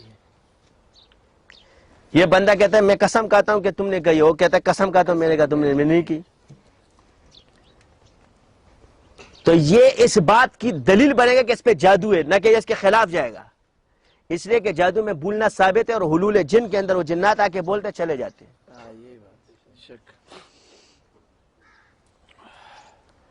اور ایک بندہ جب آدمی گھر سے نکلتا ہے تو یہ حدیث ہے، عبداللہ ابن مسعود فرماتے ہیں کہ وہ جھوٹی جھوٹی خبریں دوسرے کے کان تک پہنچاتا ہے، یعنی یہ صحیح لوگوں کے ساتھ یہ معاملہ ہے۔ تو بعض اوقات اگر دو آدمی الجھ جائے اور دونوں سچے ہو، ایک آدمی کہتا ہے یار تو نے یہ بات کہی ہے، دوسرا کہتا ہے یہ میں نے نہیں کہی، تو سمجھ لو شیطان نے پہنچائی، بس لڑو مت، کیونکہ یہ حدیث ہے کہ جب وہ گھر سے نکلتے تو جھوٹی باتیں پہنچا۔ دو شاگرد، وہ کہتا ہے یار تو نے یہ بات کو، کہتے ہیں میں نے نہیں کہی ہے، ادھر یہ بھی قسم کھاتا ہے، دوسرے کہتے تم کہتے جھوٹی جھوٹی قسم نہیں کہی اس نے، تم بھی سچے ہو بھی سچ، یہ شیطان نے کیا۔ جب عام معاملات میں سے تو ایک انسان پر جب تصرف شیطانی ہو جائے تو اس کا کیا حال ہوگا؟ اب آپ کو علم نہیں ہے اس کے بارے میں، تشخیص نہیں ہے، تو آپ کی کم علمی دلیل تو نہیں بنے گی، اللہ کے یہاں یہ عذر تو نہیں ہے۔ آپ اپنی مہارت کی کمی کا اعتراف کرو، نہ کہ اس پر اعتراض کرو، یہ حدیث سے ثابت ہے یہ چیزیں۔ تم اپنے علم سے پرکھتے ہو، اس کو اپنے ذہن سے پرکھتے ہو، ایسا تھوڑی ہوتا ہے۔ کسی کی کیفیت کو اس سے پرکھو کہ اس کو کیا تکلیف ہے، یا اللہ تم پر لے آئے تب تمہیں پتہ چلے گا کہ 1 کلو سے کتنا پانی نکلتا ہے، جب اس کو گرم کرتے تو نہیں چھوڑتے۔ اتنا آسان کام ہے۔ ابھی ہمارے مولانا انہوں نے کہا عالم کا جادو کاٹا، ان کی طبیعت خراب ہو گئی، حالانکہ دیکھو یہ ماہر ہے، ماہر ہے یہ آدمی، لیکن ان کی بھی طبیعت خراب ہو گئی اس سلسلے میں، رجت پڑ گئی۔ تو آپ بتائیں اس کا کتنا خطرناک جادو ہوگا، اس کا کتنا حال خراب ہوگا۔ جب اس چیز نے معالج کا یہ حال کر دیا تو غیر معالج کا کیا حال ہوگا۔ اور آج میں آپ کو بتا دوں اناڑی آدمی دم نہ ڈالا کرو، اب بتا رہا ہوں کہ کیا وجہ ہے۔ کوئی بھی رجت کس کو کہتے ہیں؟ رجت اس چیز کو کہتے ہیں کہ جب آپ نے پھونک ماری تو آگے ایک چیز ایک زندہ ہے، وہ آپ پہ اٹیک مارتی ہے۔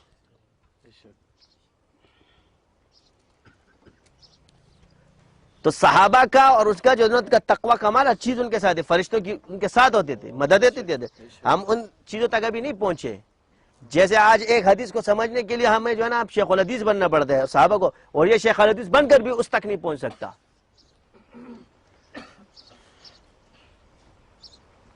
اور وہ صحابہ کو ایسے ہی مل گیا تھا، اسی طرح یہ علم بھی سارے ان کو اسی طرح منتقل ہو گئے تھے، بلکہ مجاہدے ثابت ہے ذکر کے، یہ زیادہ ثابت نہیں ہے۔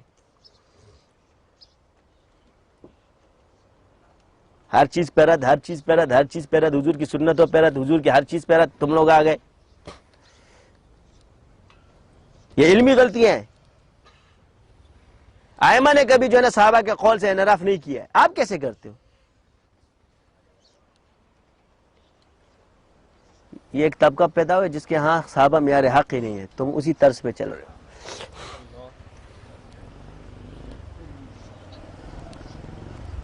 تین لوگوں میں مشترک ہے، اور اپنے لوگوں کی تقلید کرتے ہیں اور صحابہ کی تقلید نہیں کریں گے. جو 1400 سال بعد پیدا ہوا نا اس کی تقلید کرتے ہیں. یہ دین زیادہ سمجھا، وہ نہیں سمجھے، اور اسی حال پہ ہم بھی چل رہے ہیں. میں تمہیں دلیل سنت کی دوں، کس کی دوں؟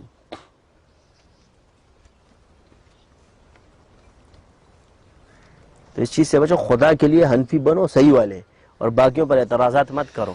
پکے حنفی بنو، صحیح بنو. یہ سب کچھ سب مجتہد مت بنو. سارے ہی مجتہد بن گئے. صوفی مجتہد بنا ہوا ہے جوان کا بجا دھڑا دھڑ تغلا ٹنگڑ، اور اصولوں کا بھی پتہ نہیں. کون سے اصول ہے؟ تصوف کے ائمہ کے اصول کے اندر چلہ کشی. آپ نے کتنے چلے کاٹے؟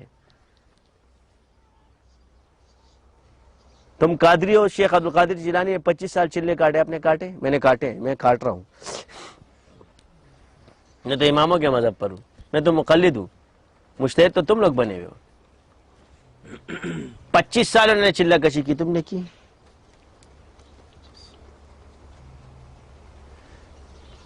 خلوت نشینی کی؟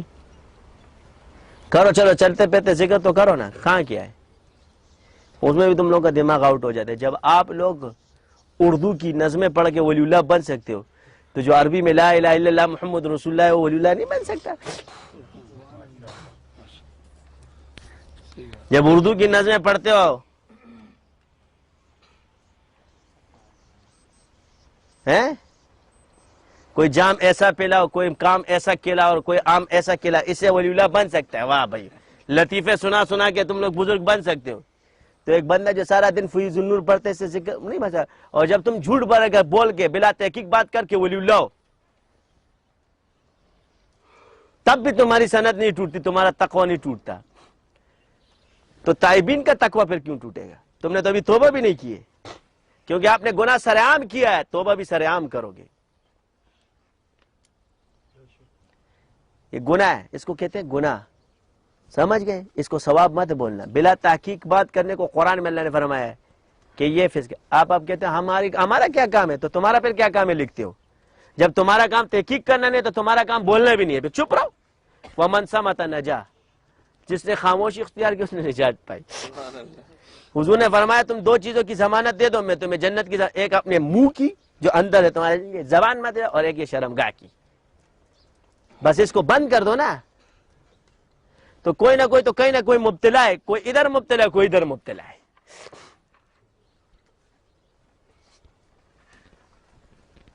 کوئی زناؤں میں مبتلا ہے اور کوئی گناہوں میں جو جھوٹ میں مبتلا ہے. برابر ہے. گناہ تو ہو رہے، کسی سے زبان کے گناہ ہو رہے، کسی سے بدن کے گناہ ہو رہے. مگر فرق یہ ہے کہ وہ جو زنا کر کے آ رہا ہے اس کو گناہ سمجھ رہا ہے، مگر جو یہ جھوٹ بول رہا ہے اس کو گناہ نہیں سمجھ رہا. تو وہ جو گناہ سمجھ کے کر رہا ہے اس تو توبہ کر لے گا. جو یہ گناہ نہیں سمجھ رہے تو توبہ کیسے کرے گا؟ اور یہی بزرگان دین نے لکھا ہے کہ گناہ کو گناہ نہ سمجھنا ہی خطرناک ہے. اس کو توبے کی توفیق نہیں ہوگی، اور جو گناہ کو سمجھ رہا ہے اس کو توفیق ہوگی. تو اس سے ثابت ہوا کہ ہم لوگ ابھی صوفی نہیں بنے، کیونکہ ہم یہ جو زبان کے جتنے گناہ ہیں نا یہ علم سے دور ہوتے ہیں. یہ علمی گناہ ہوتے ہیں. انسان کو پتہ نہیں ہوتا، اس کو روح کا عالم پہچانتا ہے، اس کی روح خراب ہوتی ہے. تو یہ بھی گناہ، ایسے بھی بچو. آپ لوگ جتنے بڑے بڑے مسند پہ بیٹھے ہو اللہ معاف فرمائے. بار بار ایک بات کر، کوئی بات تم نے آج تک میری علمی نہیں پکڑی، بس یہی بات ہے پروپیگنڈے پکڑتے جا رہے ہو. کیوں؟ تم پکڑ بھی نہیں سکتے. تم پکڑ بھی نہیں سکتے. ایک نے کہا ہے، الزام لگایا میرے پہ، یہ کہتا ہے کہ نعوذ باللہ گناہ سے نسبت کبھی ہوتی ہے. میرے جواب میں یہ نہیں کہا میں اتنا بے غیرت ہے. ایسے بے غیرت اس دنیا میں پیدا ہوئے. کیونکہ سنتے جواب یہ ہے کہ انسان کو توبے سے مایوس مت کرو. گناہ ہو جائے توبہ کر لو، اس سے تمہاری نسبت دوبارہ قوی ہو جائے گی. حضور نے فرمایا ہر بنی آدم خطا کار ہے مگر بہترین خطا کار وہ جو توبہ کرتا ہے. کیا فرمایا؟ اب یہ کلو بنی آدم کل فرمایا ہے. تو جب میرا منہ سے اب کچھ اور نکلے گا تو بہترین خطا کار توبہ کرنے والوں کو حضور نے فرمایا ہے.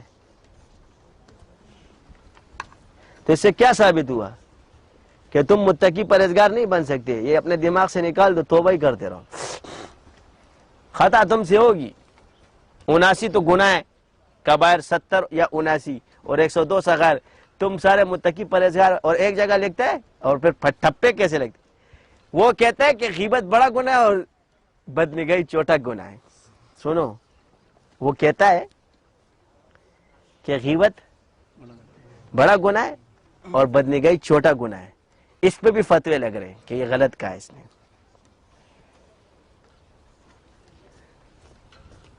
अल्लाहुम्मा इन्नी आऊज़ु बिका मिन अन उश्रिका बिका शैअन व अना अअलम बिही अस्तगफिरुका लिमा ला अअलम बिही तुब्तु अन्हु व तबर्रअतु मिनल कुफ्रि वश्शिर्कि वल किज़्बि वल गीबति वल बिदअति वल नमीमति वल फवाहिशि वल बुहतानि वल मआसी कुल्लिहा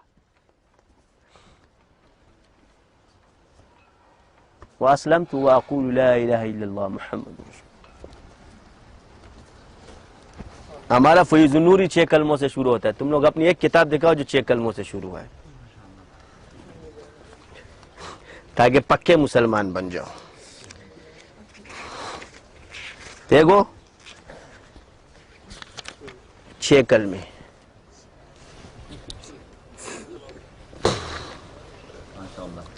कितने कलमे?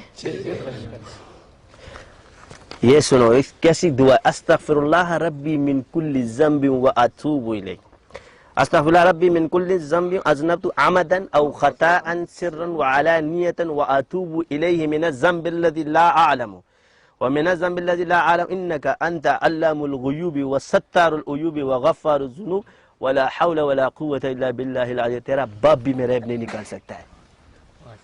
जिस पे अल्लाह पर्दे डाल दे, तू जा कैमरे लाता है, अपने मुरीद बेच, लड़कियां बेच, कुड़ियां बेच, जितने बेगैरती की हथकंडे इस्तेमाल कर सकते हो कर लो, मुझे जलील नहीं कर सकते।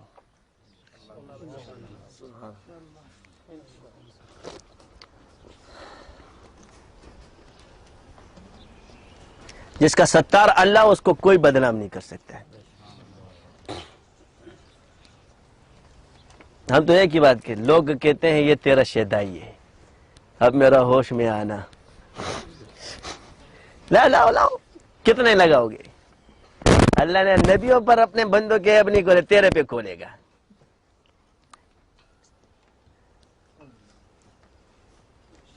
अभी तुम वाकिफ ही नहीं हो किसी चीज से। फर्क ये कि ये बुरा, ये गुनाह तो इंसान से हो जाता है, तौबा कर ले, मगर ये ज्यादा बुरा है कि गुनाह करता है, उस पर इसरार करता है, फिर भी वलीउल्लाह बन के बैठा हुआ है। और तुम मेरे गुनाहगार ऐब तब निकालो जब मैं कहूं कि मैं नेकूकार हूं। मैं तो बोलते ही गुनाहगार हूं। अगर तू बोलेगा तूने ये गुनाह किया, मैंने कहा मैं इससे भी बुरा हूं, तो तू क्या बोल रहा है? तू मुझ पे क्या इल्जाम लगा रहा है? मैंने कहा मैं गुनाहगार हूं। गुनाहगार जमा का होता है। तुमने अभी एक गुनाह मेरा निकाला, बाकी कौन निकालेगा?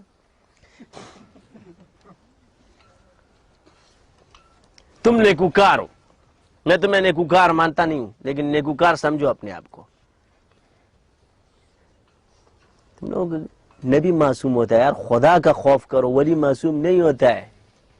हुजूर ने फरमाया हवा में उड़ा, शरीयत पर देख। तुम यही तो देखो ना। Subscribe now and press the bell icon. Never miss an update.